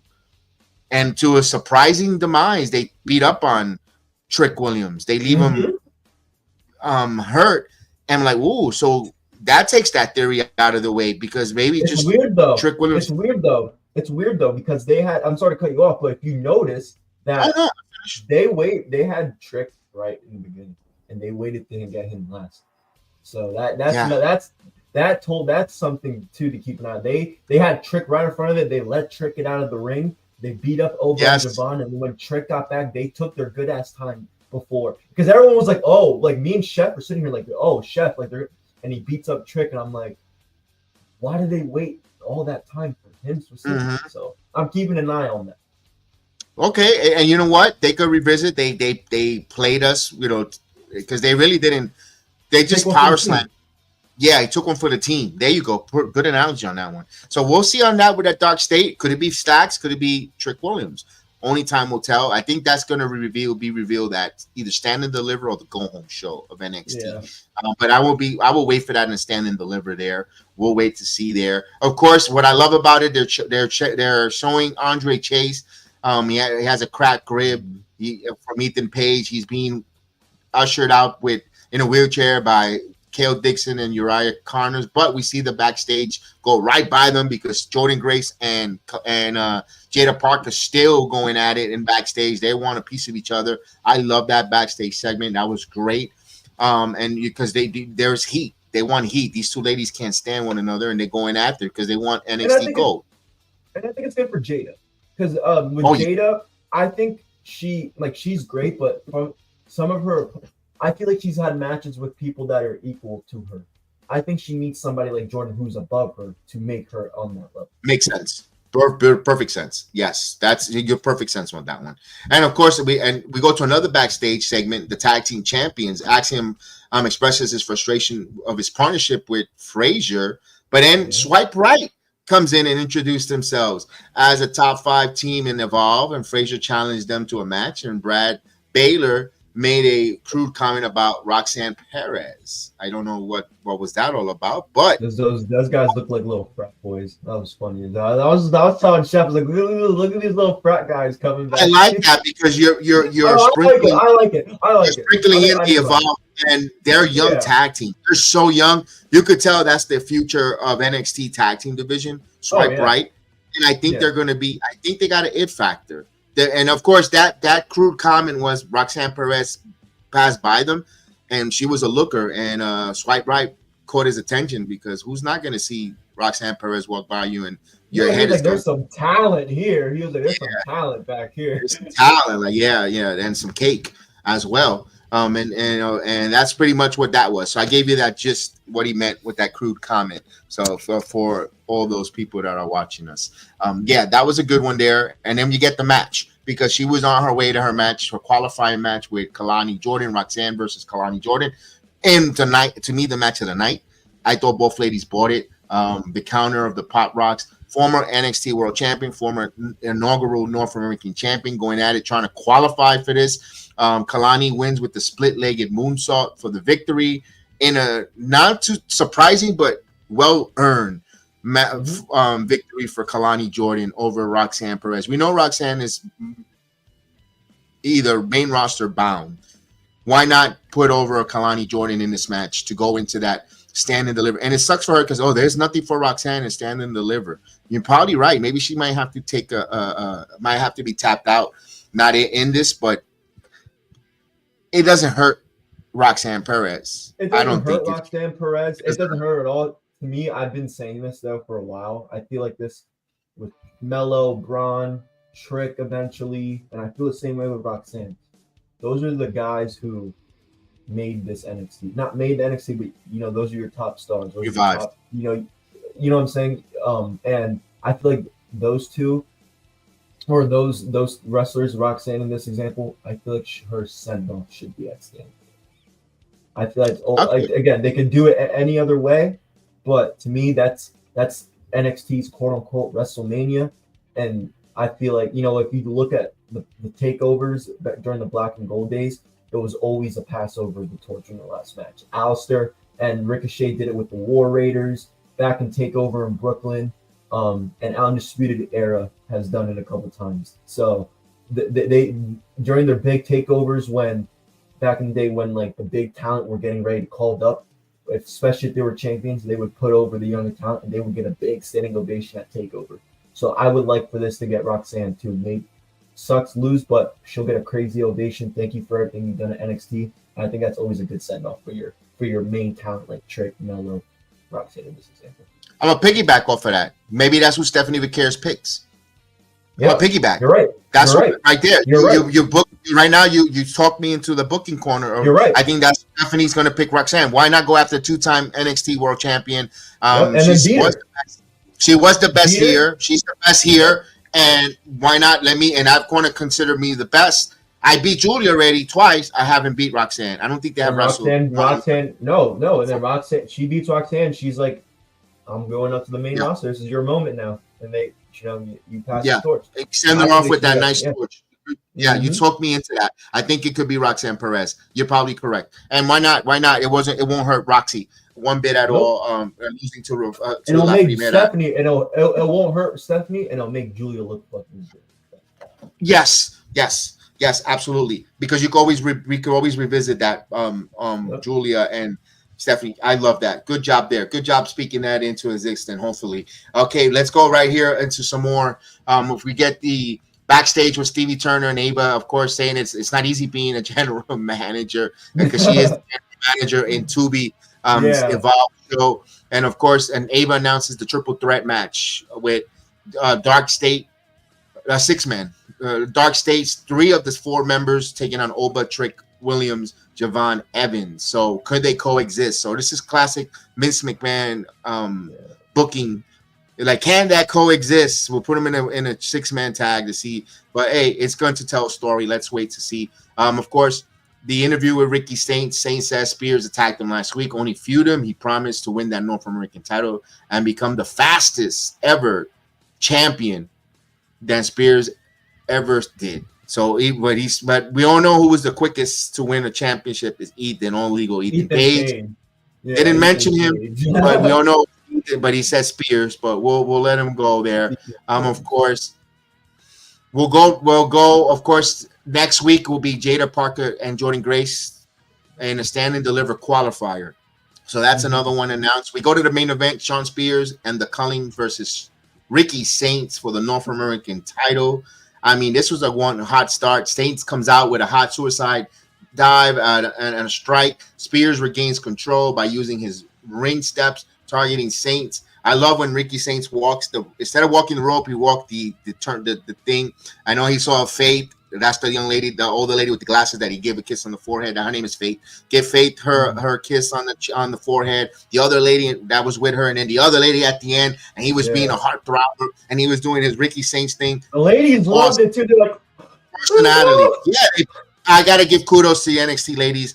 The fans, they went with the program. They melted for Ricky Saints. I loved it. Kudos, ladies. Thank you for being. That's a way of being part of the program without marking. You went along with it. Great job. Thank you, ladies. That made the television special. Made it feel special. Feel that moment. And then of course, but here's the thing that started the match, and it ended it with Tony Fumble chants from the NXT crowd. I'm not giving the result yet, but I'm going to go right it. It was a Death Valley driver taking out the Culling, and then he hits a spear and the Rochambeau to capture the title. Ricky Saints is your new North American champion on Shawn Spears. Your thoughts? I'm a little surprised. I'm not going to lie. Shawn Spears just won the title. I wasn't too happy about it. I love Ricky Starks. I love my AEW guys. Okay, I'm happy for them coming in here.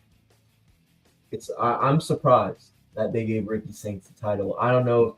I don't like to be this guy because I'm an AEW fan, so you guys might think I'm being but is it why Ethan Page, Spears? I wonder what they're doing here with all these AEW guys winning the NXT North American title. But it was a great match. These guys, they know each other so well from AEW. They had classics. I knew it was going to be a good match. I was kind of seeing what the story was going to tell. And I thought they were going to maybe run it back. But, they still will. But I thought they were going to run it back with, Ricky Saints chasing the title instead of just here. Tony Fumble chants, I can agree to disagree. I can agree with now. Tony shouldn't have let him go. Any of them go, but Tony Fumble, those guys, all three of them, I wouldn't say, okay, Ethan Page, I felt that, but Spears and Ricky, I don't think they did so much for AEW. Whether you guys, especially in those early days with Spears and MJF kind of carrying that pandemic era, Ricky Starks was in big programs. It was stuff out of the people he was getting scheduled programs with, stuff out of control. Punk, Copeland, I don't know what happened there, but those two have done great for AEW. And I think from what they've done, I wish them the best in NXT. And it looks like they're going to have really, really good careers. So I'm excited. I'm surprised that Ricky Saints is champion right away. I will be honest. I thought they're going to milk it out with have him chasing it at a big match as Stan delivered. But it's not bad. I don't hate it. I don't hate it. I'm going to say this. Ricky Saints, Ethan Page, Lexus King, I forgot about him. Shawn Spears, they all have great opportunities here in the WWE. They're making the best of their opportunities because they're putting them in a situation to succeed and they're making it work. Or the fumbling part is they weren't given the right opportunities because you kept bringing in ex-WWE wrestlers. But you can't throw rocks if you live in a glass house, because what does that say about the men in NXT that you're taking opportunities away from them? I could say even though the men's division really wasn't that strongly, the one that suffers out of all of these, be honest with you, of these AEW new signings is a Wesley not being part of the world title picture, because he takes it now he's back. He's pushed back a little bit, guys. And I don't think you're going to say, oh, poor Dante Chen. No disrespect. I love Dante. Eddie Thorpe. But he did get some opportunities, though. Eddie Thorpe has gotten opportunities, but never captured. He got a lot of opportunities. But he didn't capture the goal. He didn't pull the trigger. He should be where Ricky Saints is, man. Eddie Storch should be where Ricky Saints is. You know what? I'm gonna agree with you on that. I'm gonna agree with you on that. Should be in the position Ricky Starks is right now. And I love Ricky Starks, but Eddie Thorpe has put in countless months and years in the company, having a really good storyline where he swerved the entire NXT nation with signing that contract and getting. I mean, you did nothing with following up with that. But let me ask you this.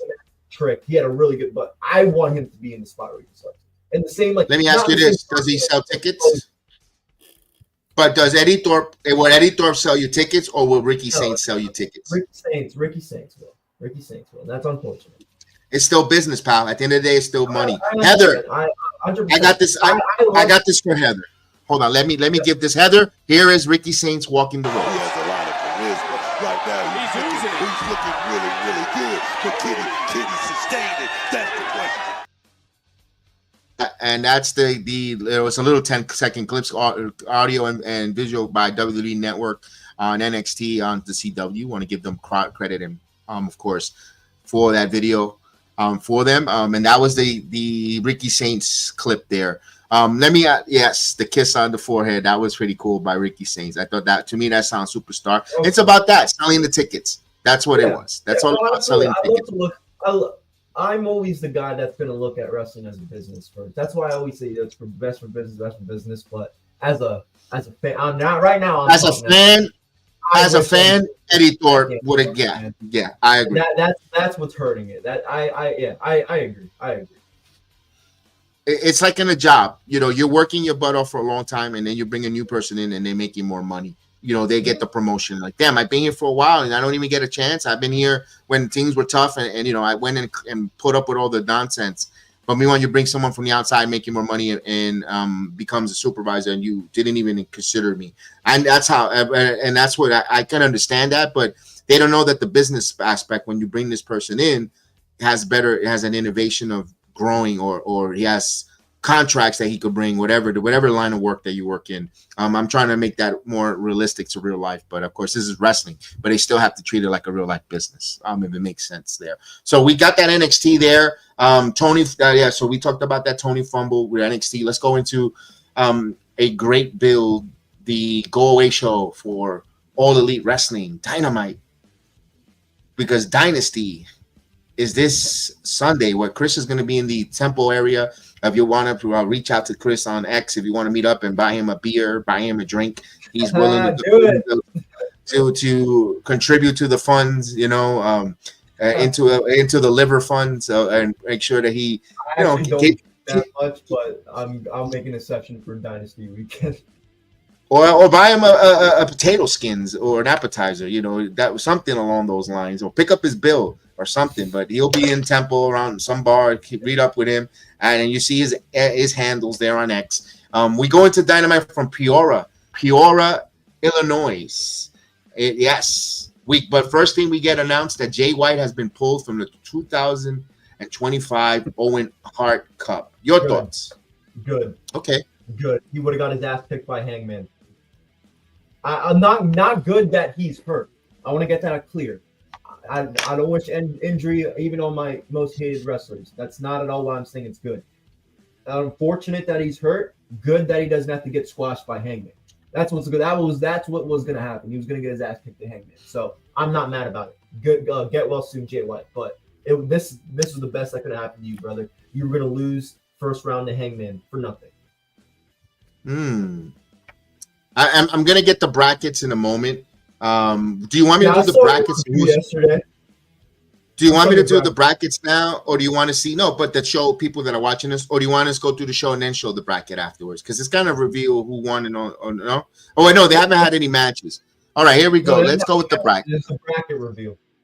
Right. So let's go with the brackets. I've got the men and women. Let's go with here's the men's first, because the men and women are together. You're gonna have Will Ospreay, Kevin Knight, Brody King, Kotoshi Kateshna, Mark Briscoe, Kyle Fletcher, Hangman, and of course Tony does this every damn tournament.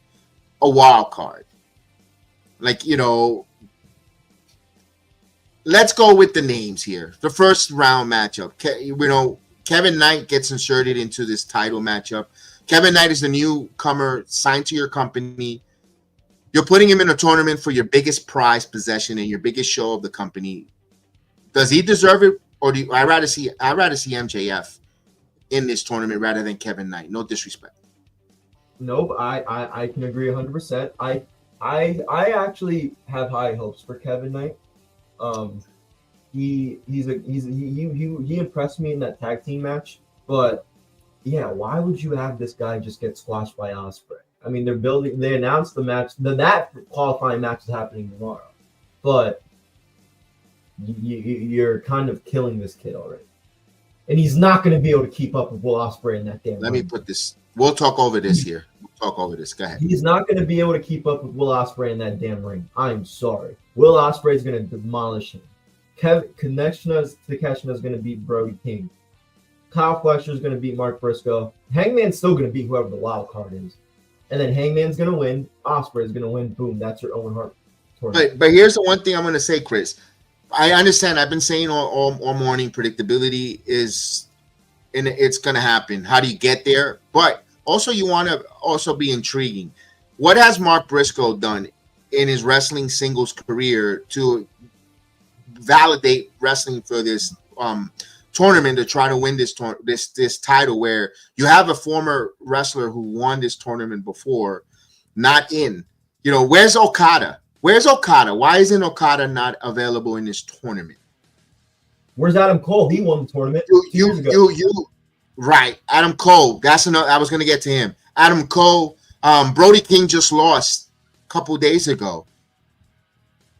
Why? You know, you and it's not about win. The company that says win loss. They emphasize on win loss. Am I correct? Why not have them? He's a former champion, a former this, that. Okada, big free agent signing. Then you really make some juice in this Owen Hart tournament, especially when you have this other tournament that just happened. Change it up a little bit. And, you know, that's all. And Kushida and Kevin Knight doesn't mean that he's not worthy of being pushed in All Elite Wrestling. We're not saying he should be there as a jobber. No, Kevin Knight should be brought up slowly, not in this tournament where your first impression, he lost. You know, it doesn't make overworked. He's going to get overworked. Like, a lot of people, like, he has kind of like that Will Ospreay. Yeah, it is. Heather is right. It's because Adam Cole. Well, but hold on a second. But I'm going to say this: are all these matches taking place on Dynasty? All these qualifiers? Yeah. Only the Ospreay match. Okay, so can Adam Cole have that match Wednesday and have this match with Garcia on the pay-per-view? Just because he's doing that doesn't mean he should be in this tournament. If he won the tournament before, those are my, you know, you want to showcase your best of the best, especially when you're trying to honor Owen Hart. And in the wild card, it's going to be either Josh Alexander, plain and simple, who's going to come in, and then you really. They're doing the Kyle Fletcher and Mark Briscoe match as well. Here we go. I got the card here. Let's turn this here. I got the card here. I wanted we're a little bit all over, a little bit of AEW, but it has to do with the tournament. Yes, we got the TBS title with Adam Cole and Danny Garcia. We got that. But for qualifier, it's Kevin Knight. It's going to take on Will Hairspray, and that's it. I don't see. Well, we have to update this because Kyle Fletcher versus Mark Briscoe is the next one. Is it happening? Okay. All right. So let me find the updated one. Possibilities, but no, they rotate guys every year. Cole already won the cup once. All right, so they're gonna bring guys in and out for the tournament. All right, so we'll see how they. I mean, he brought Okada again for the Intercontinental Classic. They brought last year's winner for it again this year, and they would have done it with Eddie Kingston. So I don't understand the way Tony likes to book these tournaments are a little weird. But no, I think because Kev, this is what I think is gonna happen. No matter who the wild card is. When we saw the face-to-face that we saw between Swerve and Hangman, I have a dumb feeling in my brain that Hangman's winning the entire tournament, so Swerve wins the AEW title and they have their part 3. That's what I think is going to happen. I know everyone's on, as you call it, Hairspray beating Swerve at All In. I think we're going to get Swerve and Hangman part 3. I think this is the way Hangman, I think if Swerve wins, if Hangman wins, No. Hangman's match isn't tomorrow. So Swerve wins the match tomorrow against Moxley. To me, I think Hangman Adam Page is winning the whole thing because we saw their face-to-face. I think we're getting a part 3. This is the way they can do the part 3. This is just me. Again, there's so many ways they're going to do it with this. Ospreay could obviously be the one. But just by looking at the bracket and looking at what took place on Dynamite Wednesday and looking at this card, if Swerve Strickland beats Jon Moxley, my prediction is Adam Page will win the Owen Hart Foundation tournament, and they're running it back at all. Well, we'll see. We'll see how that goes there, because here's the updated card, hopefully, for now. And, in a couple hours, Tony would add another 6 matches to this card to make it, he wants to reach that 17-match plateau that he does each and every pay-per-view. Right now, we're looking at only 2 Owen Hart tournament with Briscoe and Fletcher. And, of course, we talked about the one we just mentioned. Can we talk about the women? We'll go to the women right now. We'll go to the women because I have a problem with that one. I have a bigger problem more. I'm with you as well with the women. You got Jamie Hayter taking on Billy Starks. What has Billy Starks done besides using the Mercedes Moné in the AEW Dynamite roster, not Ring of Honor, to earn a spot at the Owen Hart tournament as well? When you have other like Willow Nightingale, which don't tell me she's busy with a Marina Shafir. She's probably gonna have Marina Shafir because Moxley beat the shit out of her at the end of the. That was funny. But Moxley beat her up at the end of the match, and I think her and Marina are gonna have a 1-on-1 match. Is whether it's a pre-show. Is that a 0-hour match that he's gonna announce in about 20 minutes? Yep. He's gonna announce that. That's a 0-hour match that I predict is gonna announce at Collision. And let me go back. I'm going to be back and forth with Dynasty. Where is MJF in this card? He's not in this card. People speculate that he might have something to do with the Hart Syndicate match because maybe he's interfere. I don't know. But MJF right now, he's been cutting promos with the Hart Syndicate, kind of like MVP kind of wants him in, but it's kind of like Shelton and Bobby don't trust him. Why start? You brought these guys in. Why? And I know you need storylines, but why are you teasing a dissension with breaking up MVP away from the Hurt Syndicate? What benefit does that do? That's kind of what it is, because Bobby Lashley's kind of going out there like, no, like, what are you doing? Like, don't, like, we're not aligning ourselves with MJF. Like, you can't trust him. Like, but it's with MJF. He kind of wants to be a part of the group. He wants to be a part of the group of the Hart Syndicate. Yes. Kind of has. The Hart Syndicate, like, specifically has reservations. They don't exactly. They don't think it's a good idea. So I'm not sure where this is going to go at all. I'll be honest. I don't know where the story's going because with why does Hangman want to be a part of the or MJF want to be a part of the fucking package? Does he just want MVP? I don't know. That I don't understand. But the women's on card for why the fuck is why does Mercedes Moné have to be in everything? Why did she have to beat everybody? She's the TBS champion. But you know what? She's the best. If you're the best champion, the best winner, your Mercedes in this tournament, you could put an argument for her in it and not in it. She's the best wrestler for the women right now. If she's in this tournament, another title to come to collect. Let her get if that's the case. But losing the match though. That's the problem. Like she's not like. This is why it's not about her winning championships. It's about her never losing matches. It's not like what nobody is going to gain anything. She's going to fight Athena in the second round and she's going to lose. Everyone wants this match at All In. This is the All In match everybody wants. This is the dream match all the AEW sickos want is Athena versus Mercedes. And they're going to give it to you in the second round for not even a freaking title match, and Mercedes is going to squash her. And with Thunder Rosa and Chris Statlander, what is Thunder Rosa? What is she competing for? I mean, I don't mind it because she's somebody who's should have had an AEW women's rematch. Maybe this is kind of her way to get back in the mix. Exactly. I don't have much of a problem with that. You just answered the question. No, that's why I said I take it back. I don't have a problem with that. I take that back. The issue I have is the Mercedes and Athena. I don't know why you should have done them. You should have had on separate brackets so they could fight in the end or something. I don't know. And they're not even doing a wild card for the women, which is kind of they usually like to do that too. So because there's no new women coming to the AEW right now. Mina isn't going to be.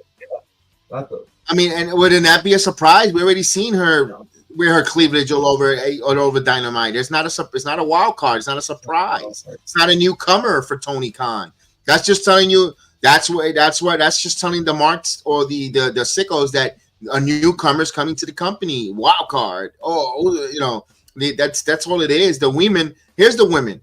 I don't have no problem with Julia Hart and Mercedes, and this is kind of Julia Hart, the former TBS champion, taking on Mercedes, where they're gonna put on a hell of a match. I think Julia's match availability is gonna go to another level. She's gonna go over without not going over against Mercedes, and that's only gonna help Julia Hart going forward. For me, that's the match. That's gonna be actually the better match of the whole tournament, believe it or not. Just by Mercedes in ring and help in that story they're going to tell with Julia.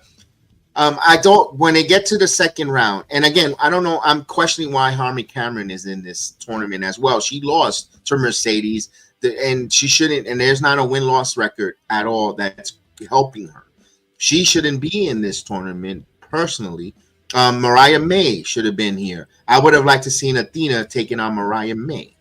And if Mariah May loses, then Athena moves on. You're like, oh damn, she just beat the former AEW World Champion, and now she's taking on a bigger boss in Mercedes. Where you're looking at a Mortal Kombat. When you climb that, when you play Mortal Kombat, you start at the bottom with Jax, and then you start moving up to Goro, all the way to get to Goro before the final boss. That's what I would like to see. Athena, damn, I beat this world champion, and if Athena falls short.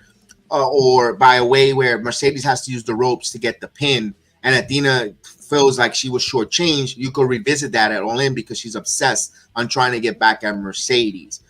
Or if they're in the finals somewhere, somehow, a time limit draw, a count out, whatever, where there is no winner in that side of the bracket, vice versa, or something along the line. But you're asking a lot for creative to come up with something intriguing where it'll make sense.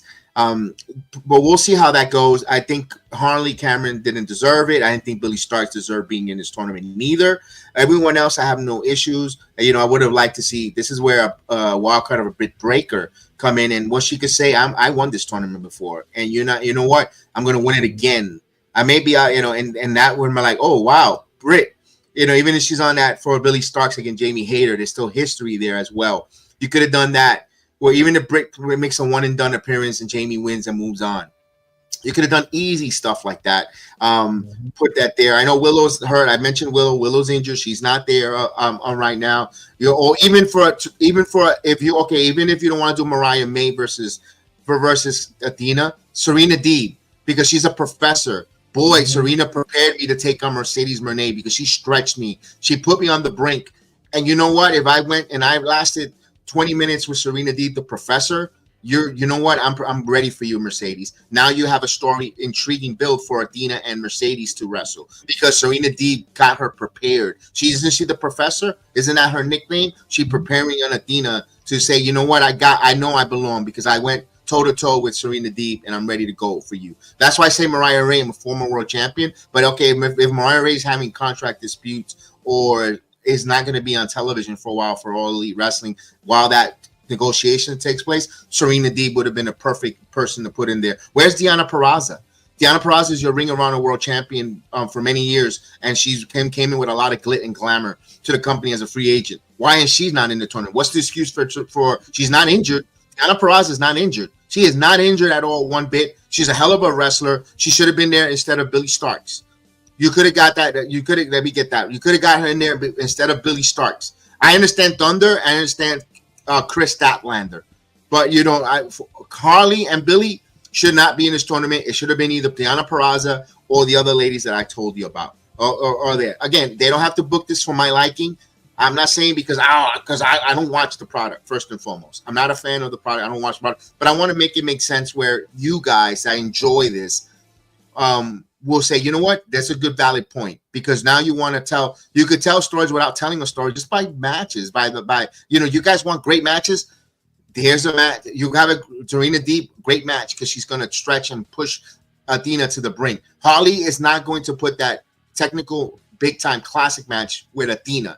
It's going to be puppets and shenanigans, unless if Mercedes come out and help Harley win, because you saw something teased on Saturday where Harley brought back the puppets with Mercedes, and now it's being mentioned online that it was Mercedes who gave the idea for Harley Cameron to use the puppets. I take it for what you want to think of, a grain of salt there. we'll see. We'll get some great stuff here. Will Ospreay, Kevin Knight versus Blake Christian and Lee Johnson. That was a match. That was a good tag team match. All right. I enjoyed it. Brody King versus Lance Archer. Now they want you to give a shit about Brody King because he beat Lance Archer. He beat Lance Archer. Every time I look at Lance Archer, no disrespect, I think of a team being increased. And then, he lost to Kyle Fletcher the week before, who's much smaller than both. He did lose to Kyle Fletcher the week before. I mean, this is the issue. Going to go over in the Owen Hart Cup first round too. So, Cope versus Kaliyo Castagnoli. That was an awful main event. Why was that the main event? I mean, that was awful. That was horrible. That was one of the worst matches I've ever seen. On this wow. I didn't see it. I'll take your word for it. I'm not going to try. One of the worst matches in terms of physicality and graphs and moves. It just was boring. The crowd, that crowd did not give a shit about that main event. Wow. That sucks. That sucks because Adam Copeland, when you think of him, you think of Edge, you think of all that stuff all that nostalgia, all that great stuff he did in WWE. And they care about Edge. They don't care. They didn't care about anything that was going inside that ring though. When Edge came out, they did the on this day. They stopped that during the match. So wow. I could hear a pin drop during the match. I feel bad for him. He doesn't deserve that to go out of his career that way. But hey, you know what? He was supposed to.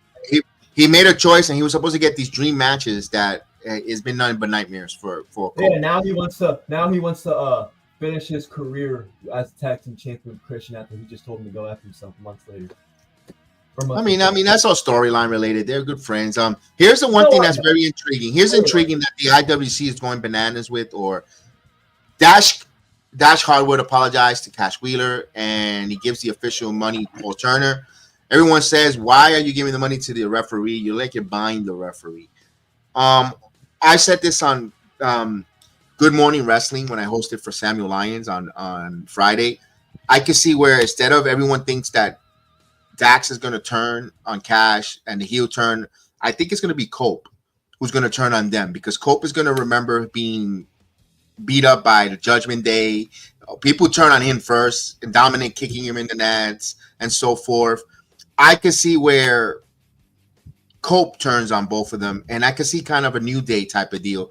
Instead of a reversal where the New Day turn both heel, I think Cope turns both heel on them, and that's going to reunite Dak and Hardwood. You know what? We got a common enemy with this damn Cope. He was the snake that's trying to put a wedge between us as a tag team. We're the best tag team in the world, according to FTR. And we let the snake Cope come in and join us. And he tried to put a wedge between us. Now they're going to foment their relationship even stronger, and let's go beat the crap out of Cope. Cope, find anyone to team up with you because we're coming for you, Cope. And that's when Christian Edge comes together, or Cope and Edge comes together as heels, and they're off in their terror run, and we're off and running to the races. I think that's the way of doing that with them. Let's see how that goes. In that trios match, well, let's go right into Dynasty. Well, we'll talk about that. Let's go with that trios, Death Riders versus FTR, rated FTR. I can see where Cope turns on them. I can see where Paul Turner be the referee to come in after a ref bump, 1, 2, 3, and I can see Death Riders retaining their trios title. I started with that match first. What's your thoughts? Yeah, I can agree. I think there will be some type of shenanigans with the Adam Copeland and FTR situation. I think something gets messy in there, and then one of the guys from Death Riders takes the pin. I can agree with that, yeah, but that could go either way. I'll be honest, that could go either way. It could nothing could happen, and they win it, and that could go either way. I don't see the Death Riders losing that trios tag team title. I don't see it. What's going on? How are you, Kelly? How are you doing? Thank you for joining us, Carly. Appreciate you. How are you today? Of course, we'll go into the qualifier. Kyle Fletcher and Mark Briscoe. Although Mark Briscoe is going to put a hell of a match with his redneck kung fu, but I still see Kyle Fletcher getting the victory, advancing. I don't know. My question is, how long of a match? How long are they going to go to around the block? Are they going to take the long route, or they're going to take the short route there? I hope the short route. But knowing how much Tony likes these guys, it might give him some time. But this match should be a short match with Kyle Fletcher going over. Probably like 10 minutes. It's gonna be a good match. Look, yesterday's match we'll get to it in a minute. Well, I'll put a pin on that one. I don't want to jump all over the place. Let's go to the next one with Mercedes versus Julia Hart for that qualifier. I think this is going to be one of Julia Hart's best matches. I think Julia Hart is going to follow Mercedes' lead as her as a ring general. She's going to go over without going over. It's going to be a real good because Mercedes doesn't have to do heavy lifting with an opponent who's bigger than her. So she'll be able to make her moves. The finishers are going to look better on her backpack finish on Julia. The false finish back and forth. I think it's going to look really good for Julia. She's going to go over without going over. Mercedes advances, in my opinion. I don't know if you want to. Nope, I don't want to allow that. That's perfect. All right, let's go. Ospreay versus Kevin Knight. I think we're going to get a lot of great wrestling spots. Real good moments. Kevin Knight, one of those top up-and-coming wrestlers that the world's going to know about. People know if you watch TNA, you watch him with Kushida, the Time Machine group as a tag team, his New Japan run. We know who Kevin Knight. If you're a hardcore wrestling fan, but I think now the casuals or the non-folks that watch just AEW are going to know who Kevin Knight is, going to come out and impress. I think Will Ospreay and Kevin Knight, I think Ospreay wins. I don't see Kevin Knight winning. Yep. Although you said Kevin Knight earlier, but did you change your mind? You still think because you did call it upset. Oh no, I said this could no. Let me rephrase. I think Will Ospreay is going to win. Okay. I think Will Ospreay is going to win, but if there could be a match in this tournament that could be an upset, this is the one. All right. You did say that, so you did mention that. Let's go to the tag team title match. The Hurt Syndicate. I don't know who's going to beat these folks. They look so unbeatable, but you got Big Bill and Brian Keith. Yeah, Hurt Syndicate with MJF coming out. I think MJF is going to come out. Something's going to happen with him, but don't know. But let me ask that: if MJF comes in and hits Big Bill in the nuts and knocks him, and then does that make Hurt Syndicate look weaker because they had to get MJF's help? Hurt Syndicate because they're so all about they're the best. We hurt people, but they have MJF come out. So that you know what? If that happens, Chris, sorry to it might. I don't think it hurt the Hurt Syndicate. You're telling a story. Yeah. For a company that says they don't tell stories, but MJF coming in and the story is Bobby Lashley. I told you I don't want your interference. You make us look weak, and that's the story that comes out of that match. And you got storytelling with the match with the Hurt Syndicate and MJF. Yep. So we'll see how that goes there. In a 0 hour, I guess it's a 0 hour match, or I don't know if it's a main card. It looks like a main card. Chris Jericho versus Bandito. That's a main card. It's a main card, a Ring of Honor world title. So they're going to put the Ring of Honor title for Mask. So it's Chris Jericho. So after Sunday night, are we going to be blessed enough to Chris Jericho now is going to cover that ugly face with a mask? I think Bandito gets the win here. I don't know. I think I don't see Bandito unmasking himself. Although Jericho's kind of done that already, but I don't see him just willingly doing it. It's kind of like luchador tradition. But knowing Jericho and knowing how there could be multiple things. Jericho likes to go overbook himself, but if they want to make Ring of Honor something, at least try to. I don't think Jericho as your champion is a bad thing, especially when he's. In my opinion, I've said this from the beginning, there's no AEW Dynamite. There's no all this without Chris Jericho. Chris Jericho is the reason why they have TV deals. Chris Jericho is the reason why, this company got off. So if they want Ring of Honor to be legit and maybe get them a little more exposure on TV possibility, you keep Jericho as your champion. But if you don't want to do anything with it, you have Bandito just take. I don't know. This is a close call. I'm gonna stick with Bandito.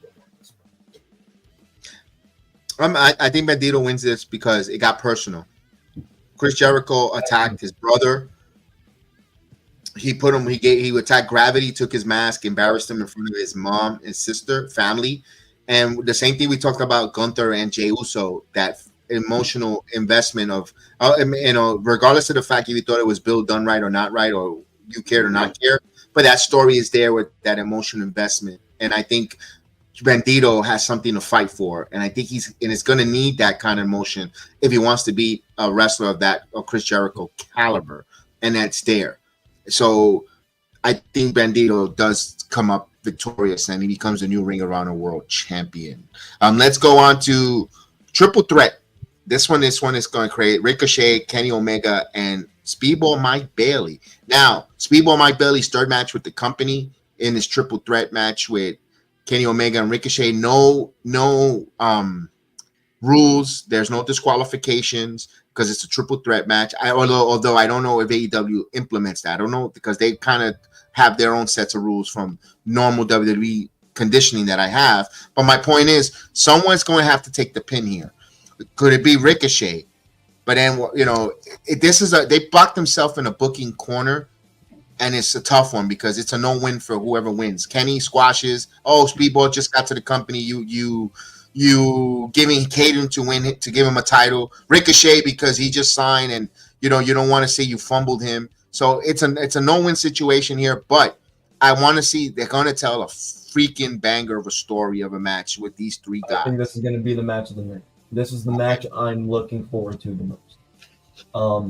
It includes three guys who kind of have the same style, and I'm big on Kenny Omega.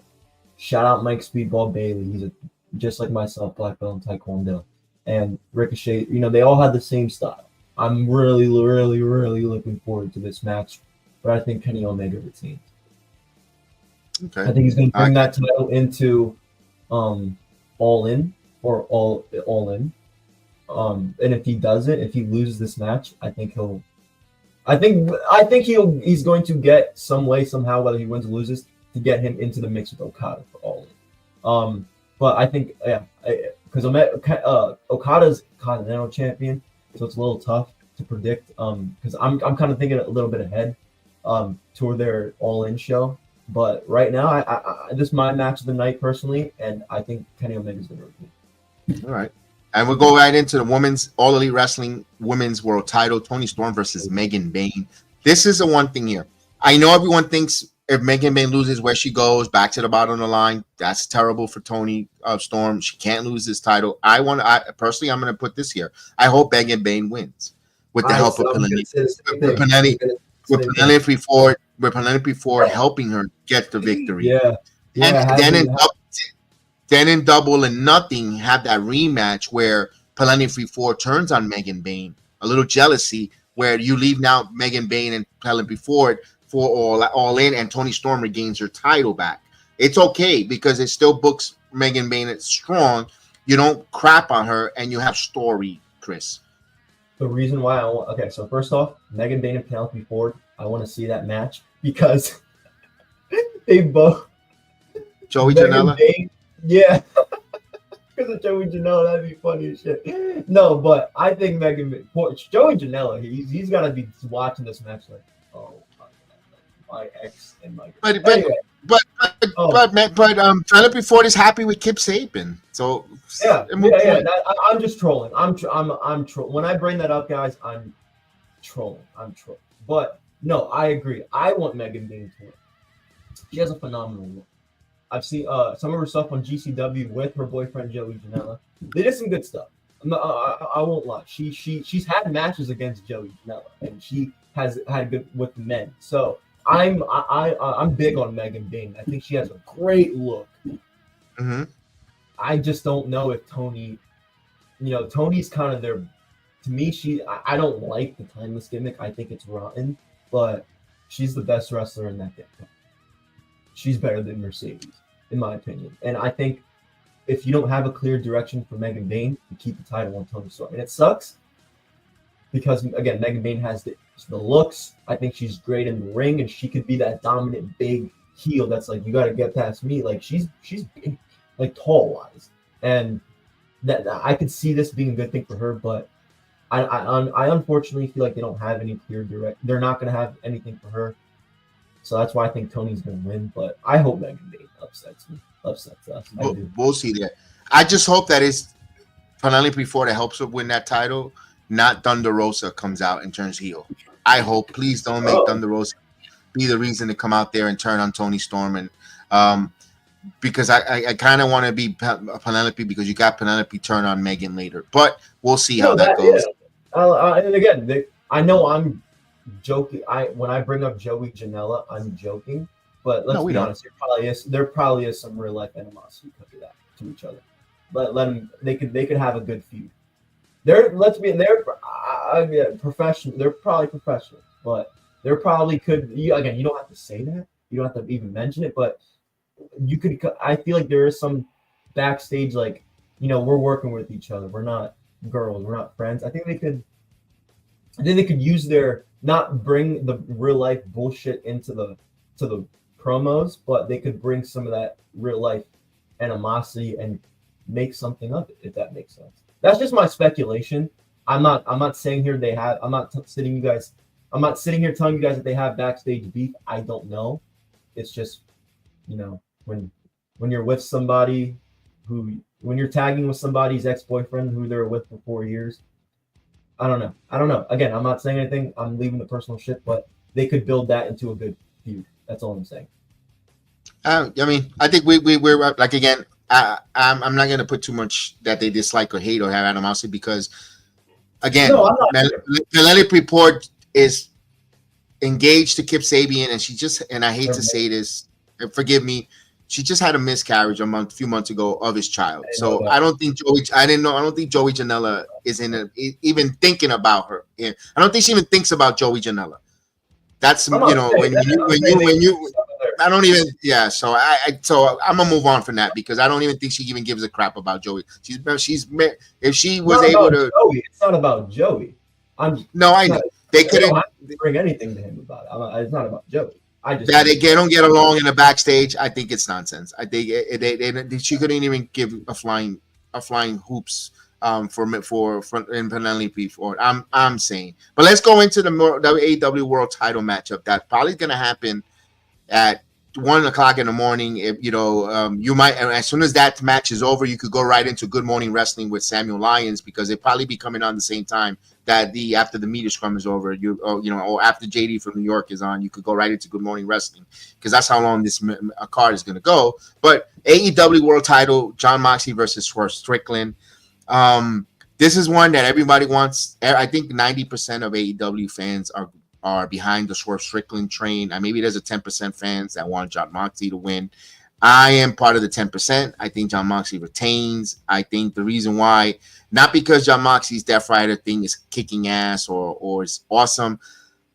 I don't think Swerve deserves to be another transitional champion, because everybody's saying All In, Hangman Page should win it, or Will Ospreay should win it. No one says Swerve Strickland should retain it All In and continues his have a lengthy title run.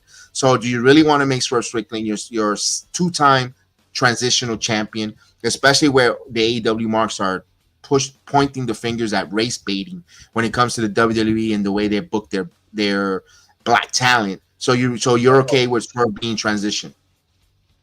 I'm not feeding into that bullshit. I think Swerve Strickland's gonna win and go into All In fight Hangman.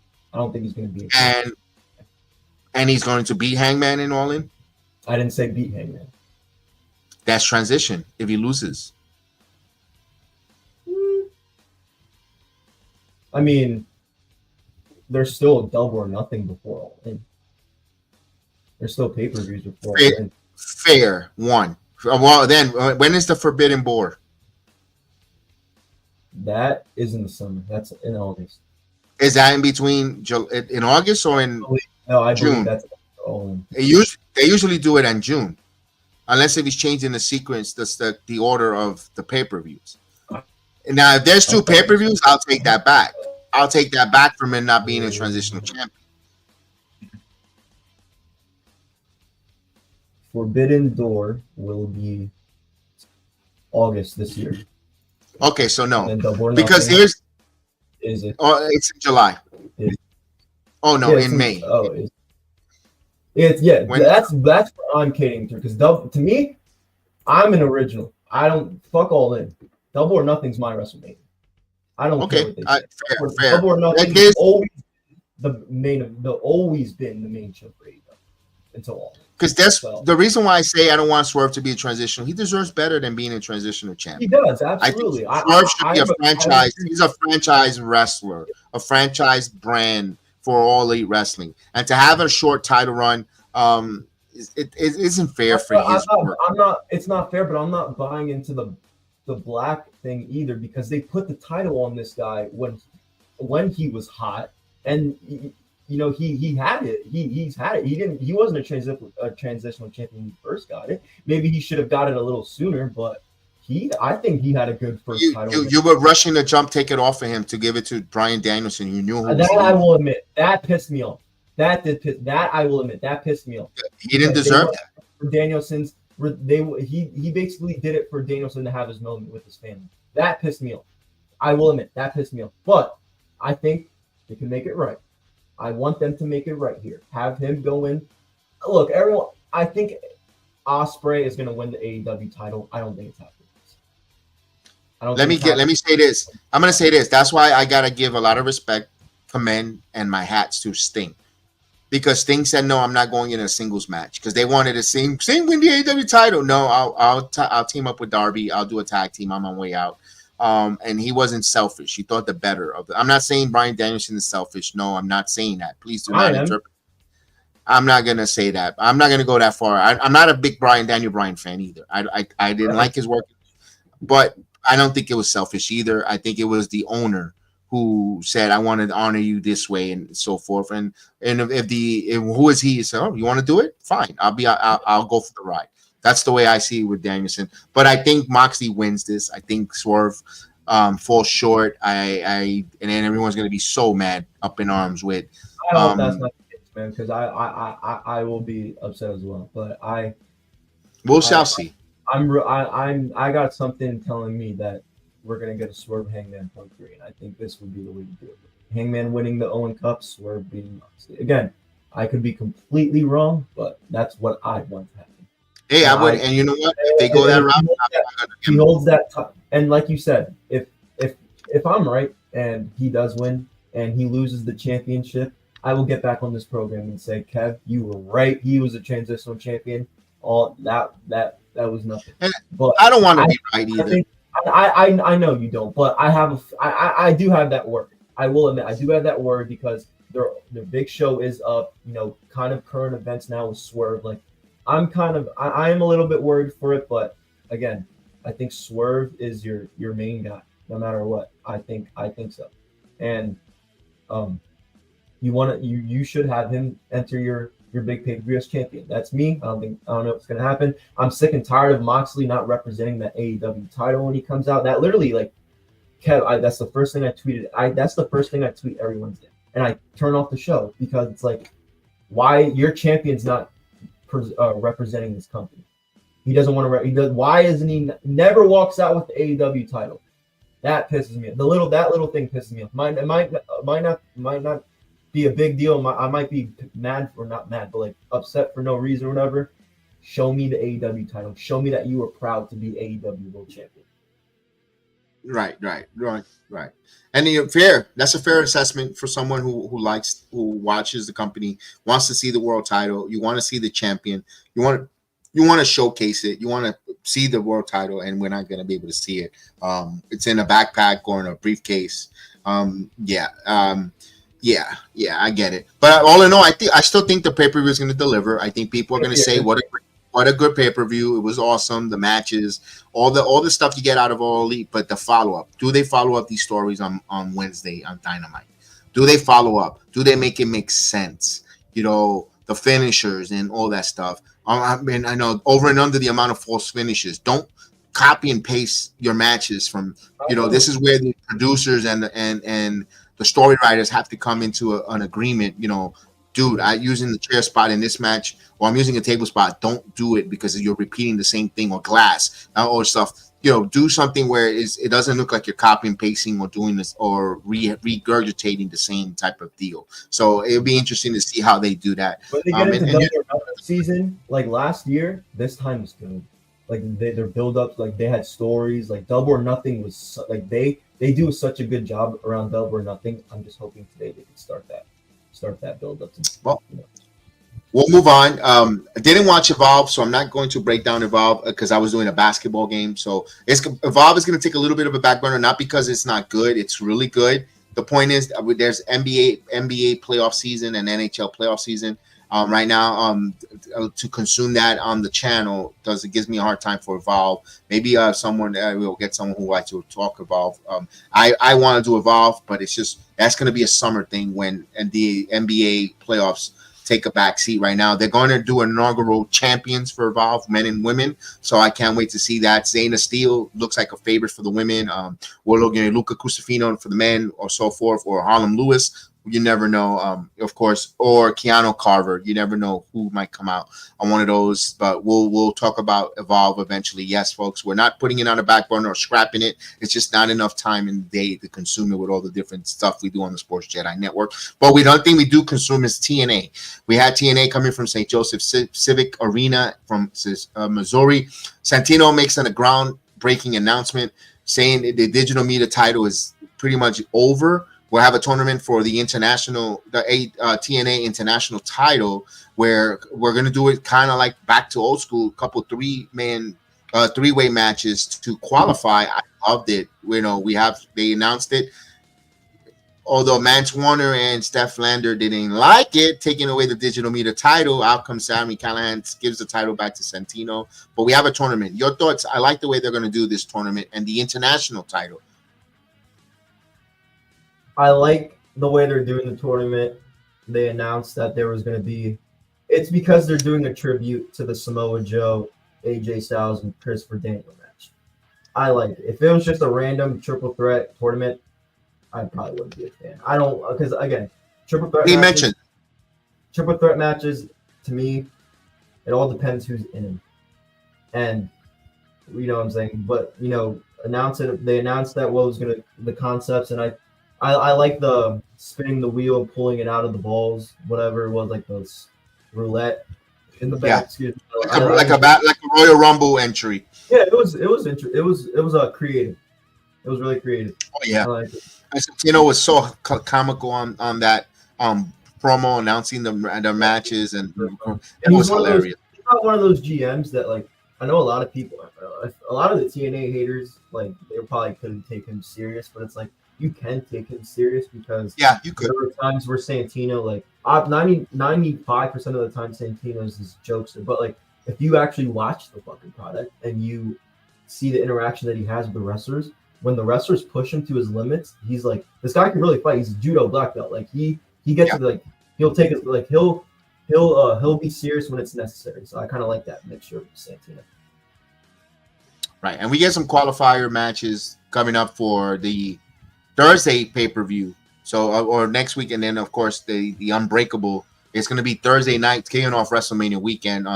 One of the matches we're going to go quickly because I want to get to SmackDown. You had the Mike Santana brings a friend in who's 3 months sober, clean, to work with the TNA, getting him a job.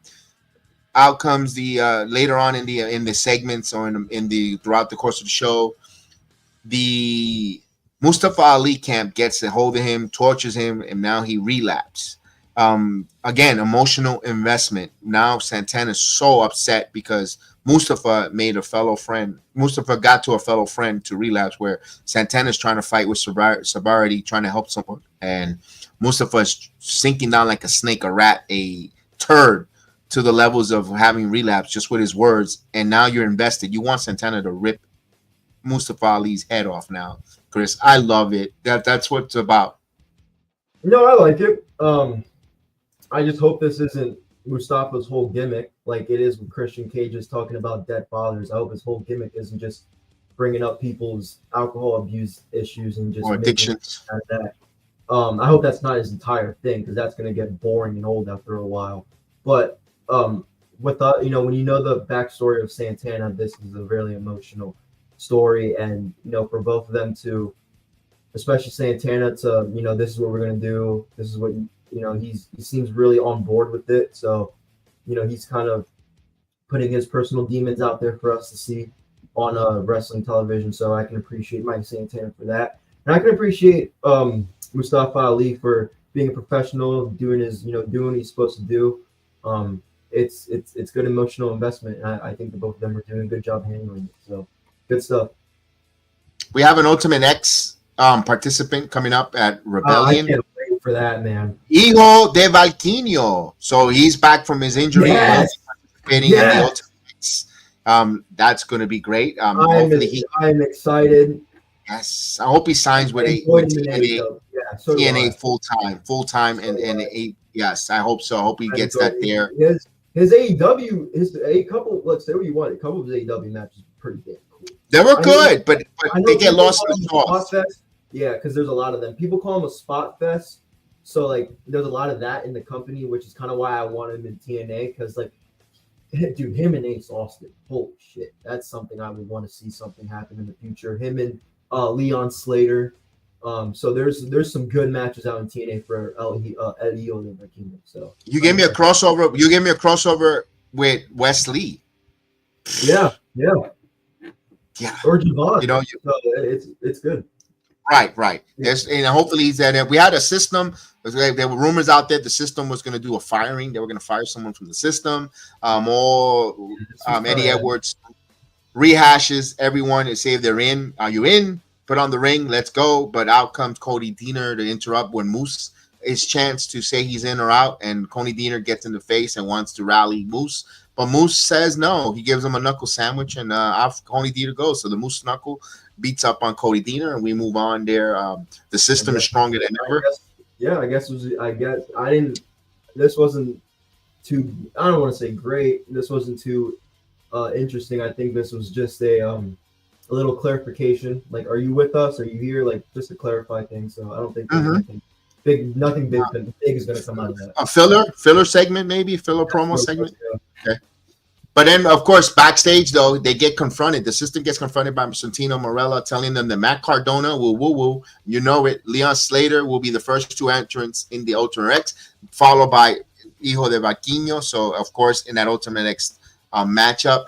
In a tag team matchup, NXT Metal Girls, Last Legend and Jakara Jackson taking on the former tag team champion, Knockouts champion, Spitfire, Danny Mood and Jody Threat, where Meta gets the victory on the former tag team champions, pinning MKO on the Jody Threat. So I was surprised, and it seems like Meta Girls are making some noise in the knockouts, the tag team knockouts division there in TNA. Yeah, if it's not a just a regular tag team match, I think it's going to be a triple threat with Spitfire being in the mix. You know, they still haven't had their rematches for Ash Allegance's knockouts tag team titles. So I think we're going to get a triple threat match, and I know we've been saying I think we could finally see the Meta Girls finally win, or some WWE people finally win the TNA Gold. Yes, indeed. We had a match between Frankie Kazarian and Elijah. That was the opening contest. I love Frankie Kazarian, man. And Frankie Kazarian continues to be a great. He looks like the best worker on that damn program. Yes.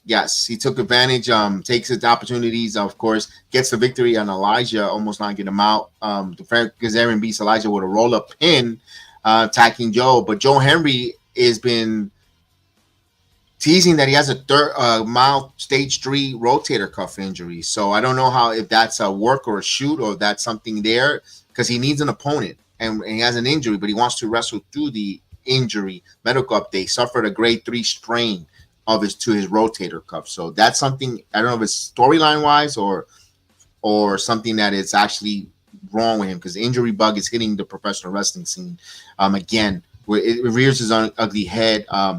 Let's go to the main event. We have Tessa Blanchard, JC Jane, Jasmine Nix, that's better known as Fatal Influence, with Fallon Henley in their corner, taking on Masha Slamovich, Zaya Brookside, and Li Ying Li from Chongqing, China. Your thoughts of this match?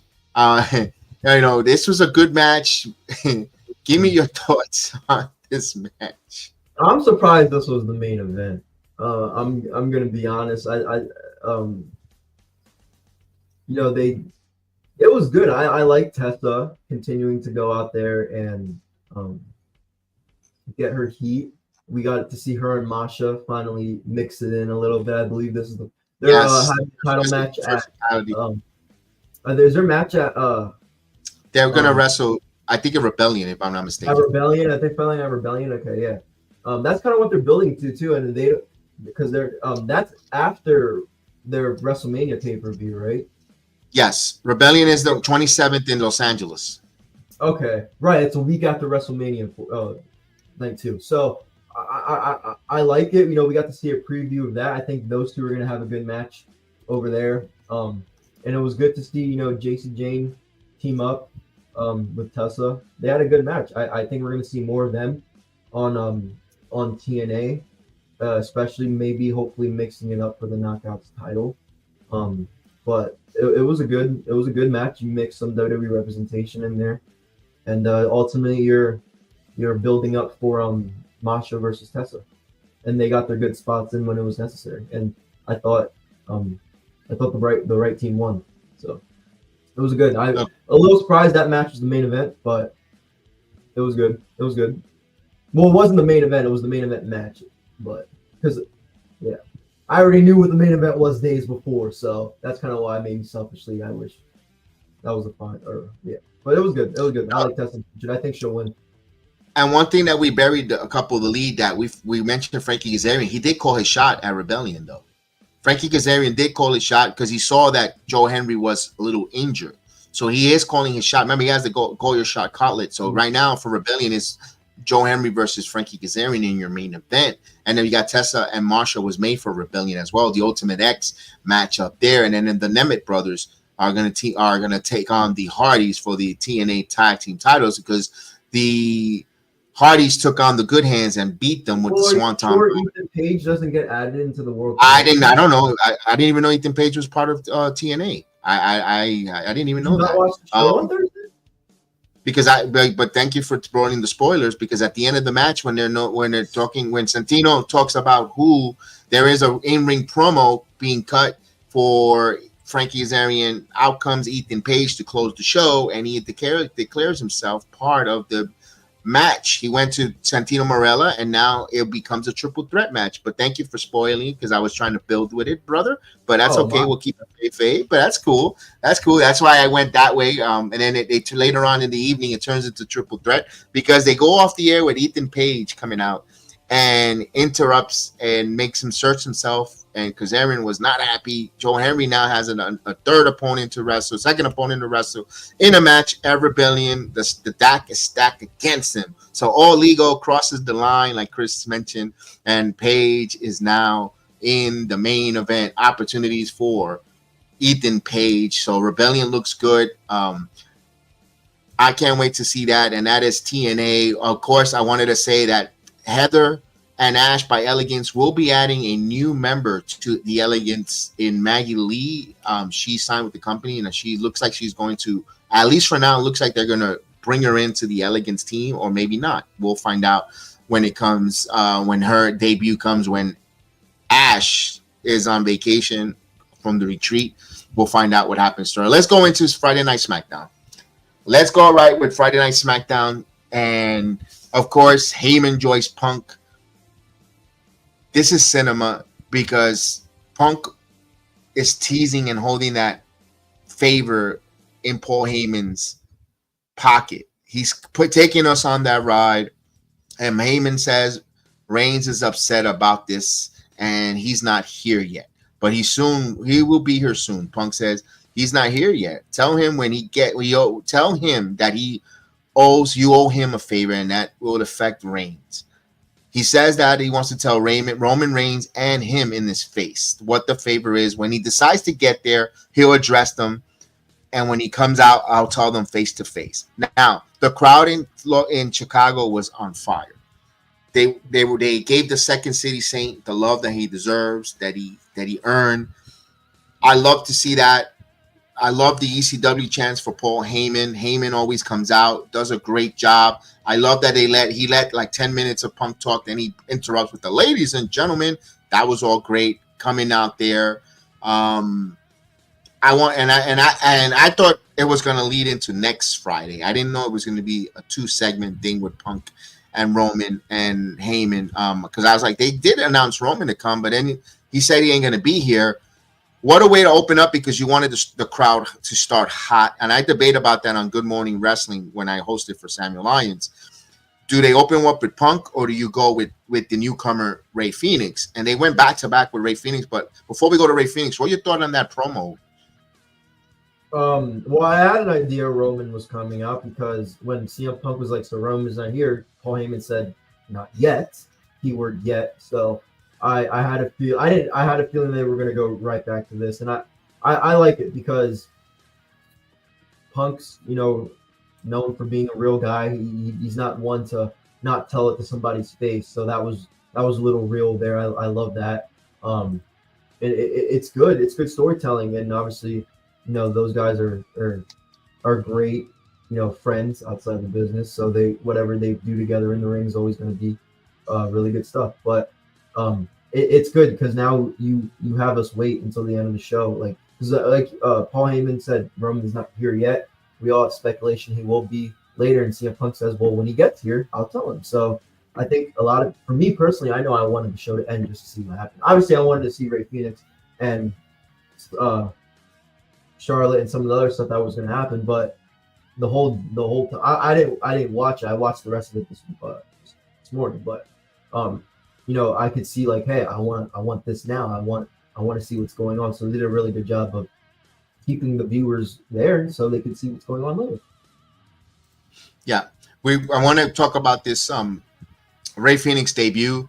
He take on Nathan Frazier, one half of the NXT Tag Team Champions. Penta, when he first came on, I believe he took on one half of a tag team as well. Who was his debut for Penta? Gable. It was way better. Gable? No, okay, it was Gable.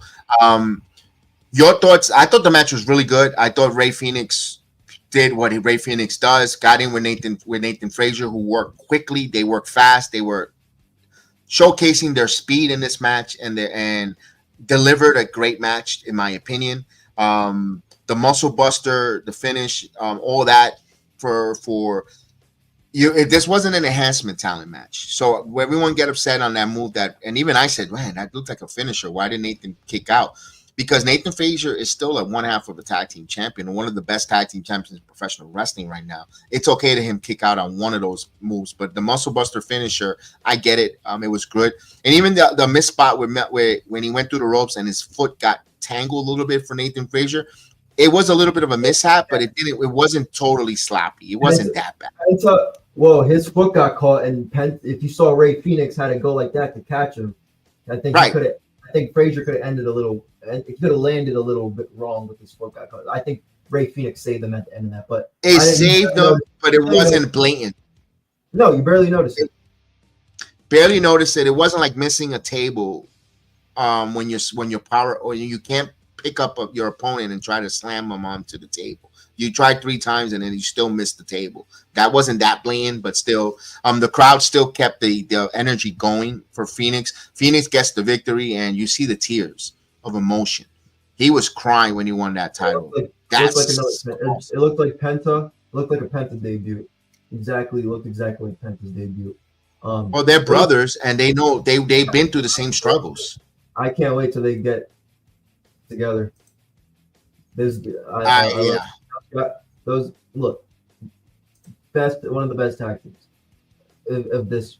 If you guys seen what they did for AEW as a tag team, I can't wait for some of you guys that haven't seen it to go watch those guys. Eventually, later on down the road, a year or whatever, when those guys meet up as a tag team and we get the Lucha Bros, you guys are gonna be impressed because those guys did so much and they were amazing.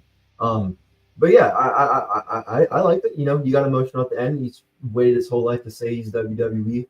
And we're gonna see what I think they're doing a good job with Penta. Putting him, IC title. He's having big matches. Started the Royal Rumble against Rey, so I think they're doing a good job with Penta. So I don't see why they couldn't do a good job with Rey. We'll see on that there. I want to move a little bit in a second. Give me a second here for SmackDown. Because we're running out a little bit of time. I wanted to talk about everyone wants to talk about the in-ring first with Charlotte and Tiffany. I want to do one thing though before we get to that. It's B-Fab and Naomi.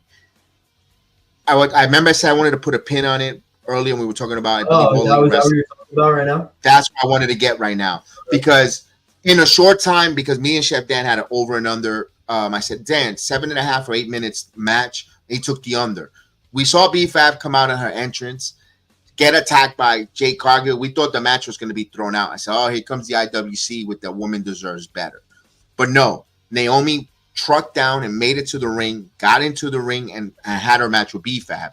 The match lasted, I believe, 4 minutes. I could be wrong, a little bit over more, maybe around there. 4.5 minutes. But in that 4.5 minutes short span, B-Fab told a hell of a story in her emotions and her aggression, because she was hell-bent to get her hands in and beat the crap out of Naomi after Jade got her at the ramp.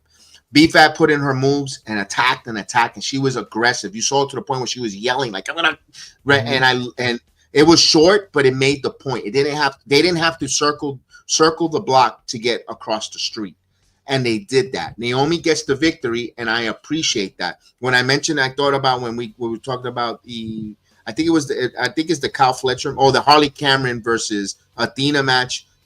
You don't have to circle the block. You know, I think that was the match that I said we'll put a pin on it, and I wanted to bring it towards Naomi and B-Fab. If they do it that way correctly, I think it's fine. You're good with it. You're not going to be upset, and you're not going to be, oh damn.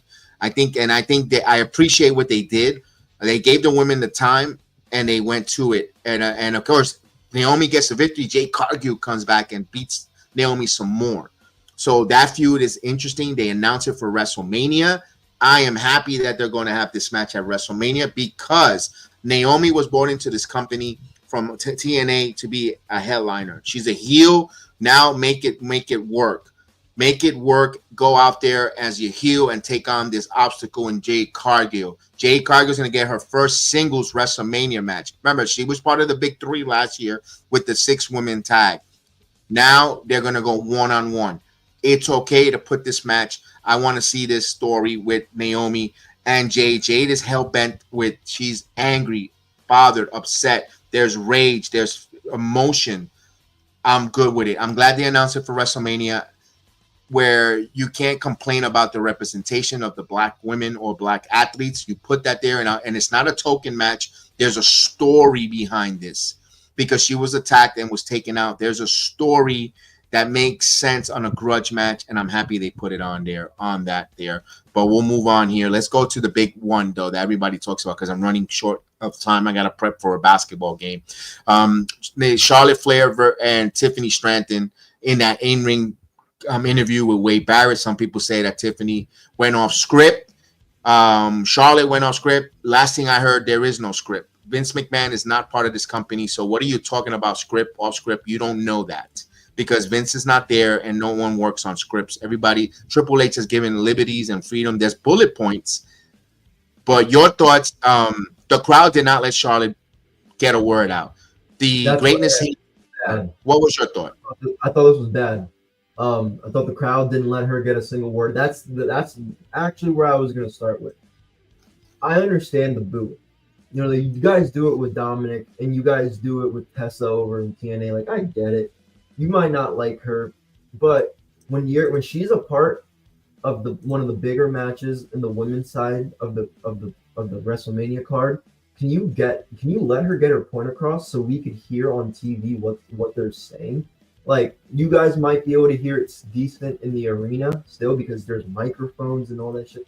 When we're watching on TV, it's like, you know, and when you guys talk and you guys are saying curse words, the network blocks it and we can't even hear the promo.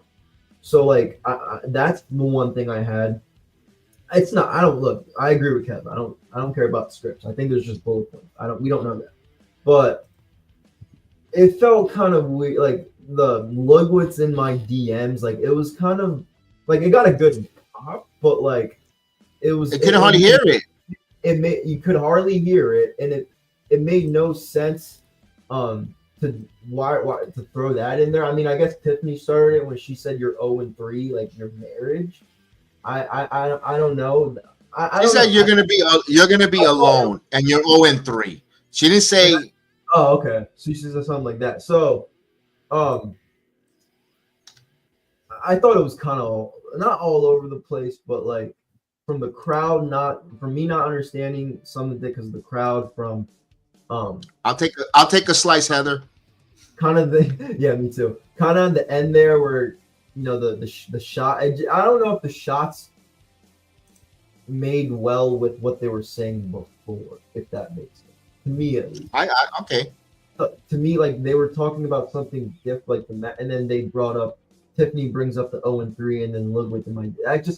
They went from okay, like I'm getting here, like I can't hear with the crowd, but this is okay. And then they started getting there, and then it started going downhill. And then Tiffany jumped out. I don't know what the point was for it.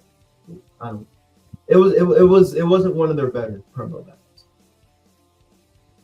I thought Tiffany did fine.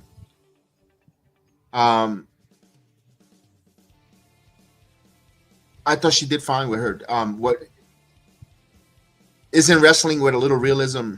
Okay, because Tiffany would have not went there, but Charlotte went on a talk show and talked about her personal life. She opened that. She went out and spoke publicly about it. So to me, when it comes to the wrestling world, you're open. It's fair game now because you went on a talk show and talked about it. Same thing with Carmella on that tour. Why she's not in the WWE? Oh, if you go on that tour. So Tiffany brought that bullet point out there. That's fine. To me, I'm not gonna get bothered with it. I'm not gonna be like, oh, she crossed the line. No. I was talking about just what they were talking about, kind of transition into that. I'm not saying what she said was wrong or over the line. It wasn't the smoothest. That's what you mean. I don't. Yeah. It wasn't a smooth transition from what they were talking about to that. I'm not saying anything about the line. Like no, like you said, wrestling realism. I'm just saying how they maybe got there. You know what I'm saying? How they maybe got to that point was a little confusing. I think Tiffany. I think Charlotte got stumped for the first time in her career. Didn't expect that natural dislike. You could tell in her face she got stumped. Oh, damn. She was like, whoa, I agree. Yeah. And you could see that there, and it's like, damn, she didn't expect that. And I think she's not. I don't think she's mentally in that state of mind. Going through a divorce, regardless of the fact, isn't easy. Regardless if it's mutually apart and you're still friends and all that, it's still not easy. So maybe in her mindset mentally wasn't there to compare the boos and feels like everything is against her crashing down. So wow. I'm not so sure. I'm pretty sure Tiffany had a few scripted lines, but Charlotte no-sold all of it. That's another thing as well. So if it was not scripted, did she go off the script? And Tiffany was like, screw this. Because Tiffany does have that kind of an attitude. Screw this. I'm going for mine. I'm going to say what I need to say. And she went there. The Kaiser DM stuff, it just fell on deaf ears. Ooh, okay, got a pop. It wasn't nothing, Is he is he in her DMs for real though? No, I'm just kidding. I don't think so. That's just something like. I'm just joking. I mean, who cares anyway? If they are. At the end of the day, it's. Are you ladies going to entertain me in the match and put on a match? Is this going to make you guys watch the match? That's all. Or if anything, it's not even going to lessen it. To me, it's like hurry up and get there and get in the ring and let's get this match going. Yeah. Enough with the talk. Like here's a line of Mark Henry. No, it's time for the action. Enough with the talk. It's time for the action. Yeah. No, and I'm not going to go too long because we got to get ready for the Knicks. But what I will say is, I kind of wish the roles were opposite, where Charlotte was champion and Tiffany was chasing after her.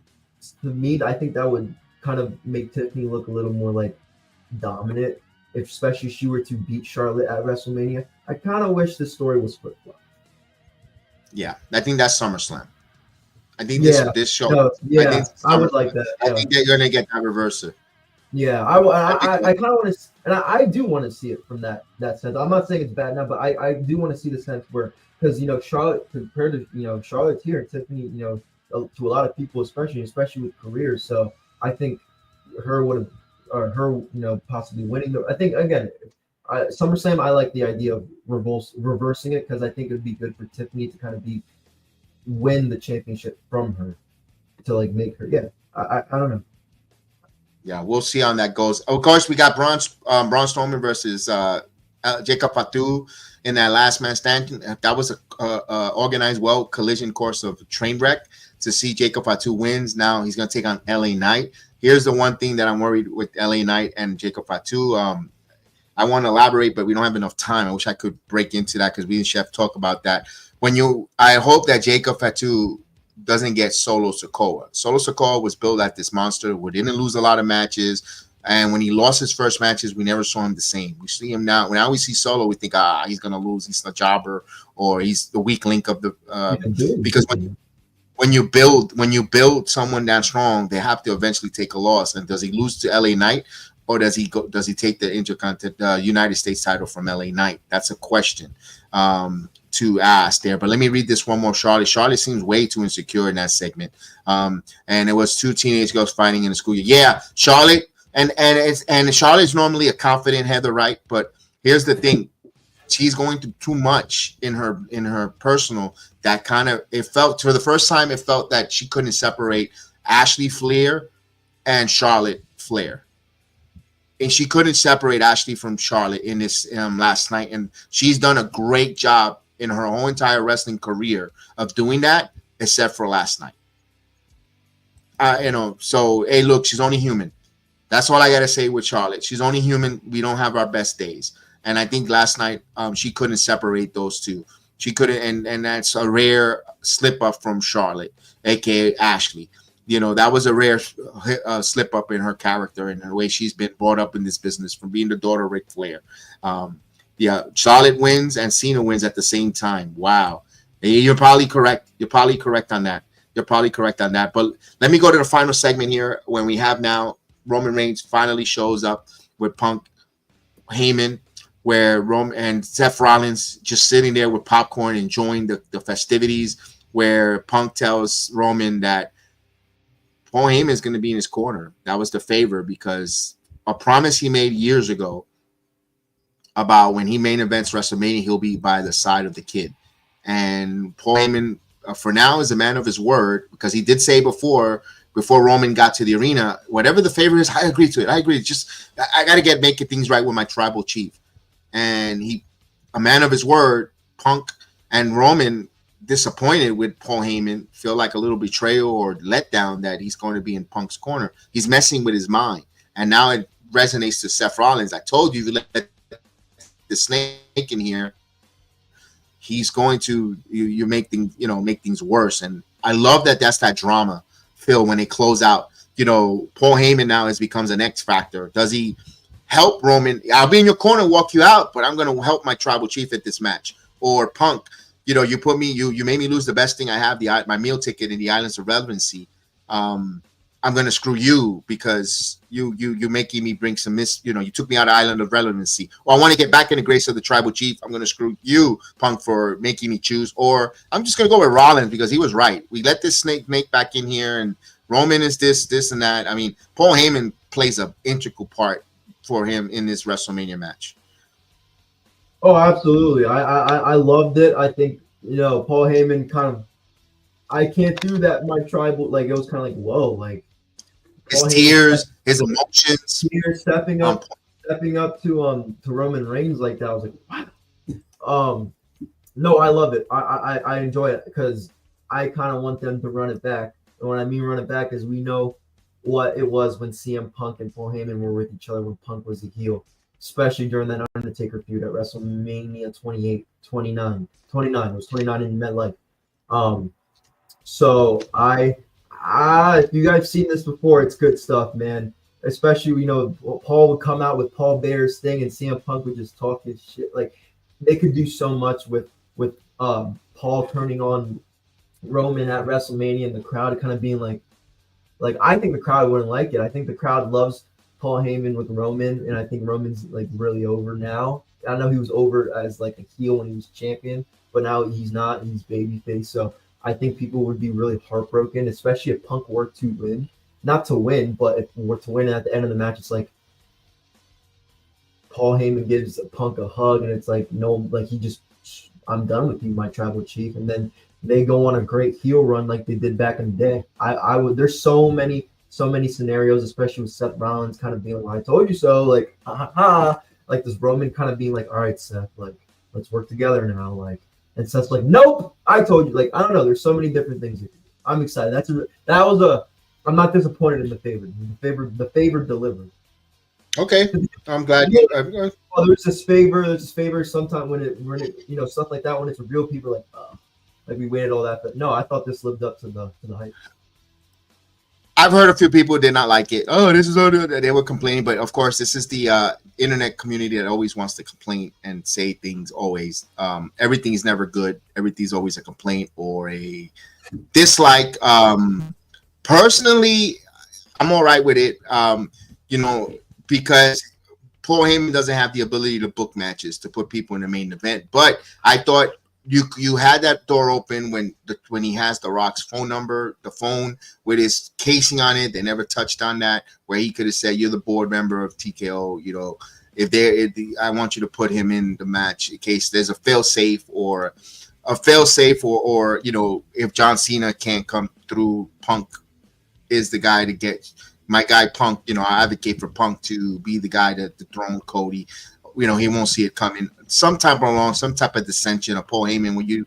That is typical Paul Heyman. But no, just because they didn't do it doesn't mean it's not wrong.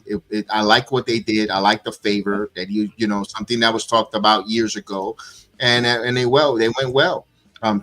Trust me, as a woman, the segment did not sit well with me, and it was totally unnecessary. All right, got you. I got you. That's the Charlotte Flair and Tiffany Heather, right?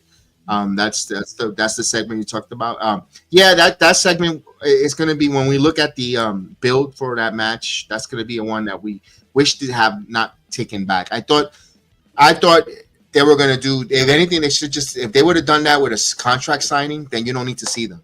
But now I don't need to see a contract signing on Friday again.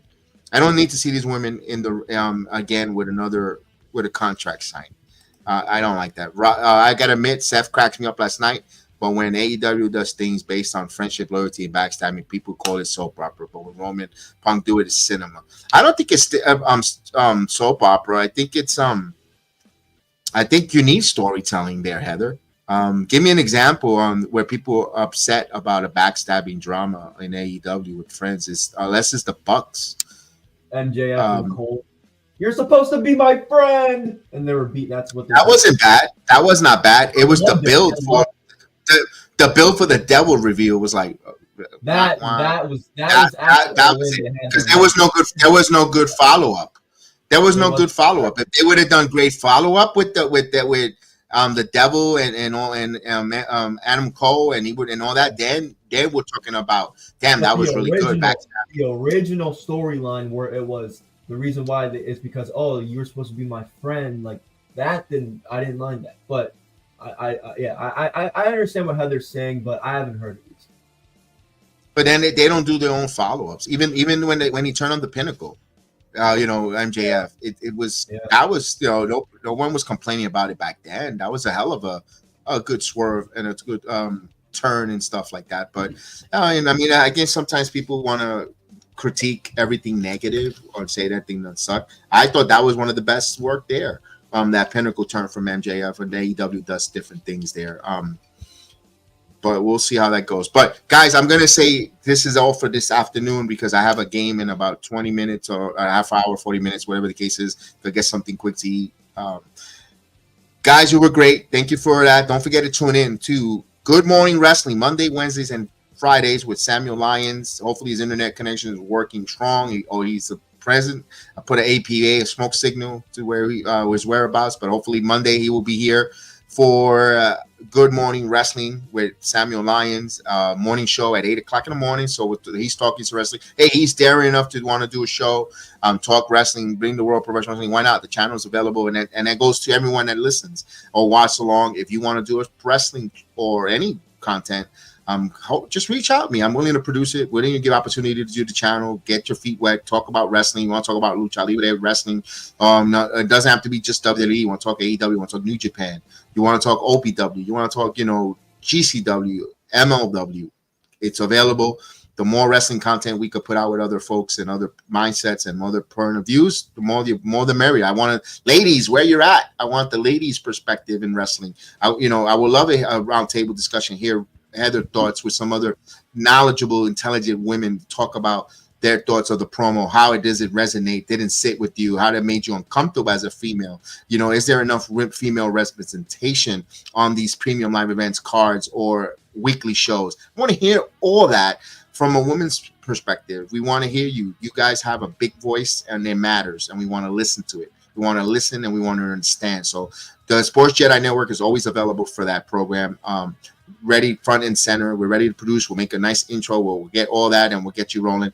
Hit me up on X, BSJedi76 or BSJedi76@gmail.com. We'll set something up, a Zoom meeting or backstage here on Playback or on YouTube or whatever on our studios, and we can have a conversation and build a show and all that stuff. So with me and Chris, Chef Dan, Samuel, Canary, Terrence, all the Heal the Ring crew, we say thank you guys. Join the family. Come join, be part of the network, part of the family. We want to grow this. We want to be a force in the wrestling community. So with that said, have a wonderful afternoon. We'll see you next time.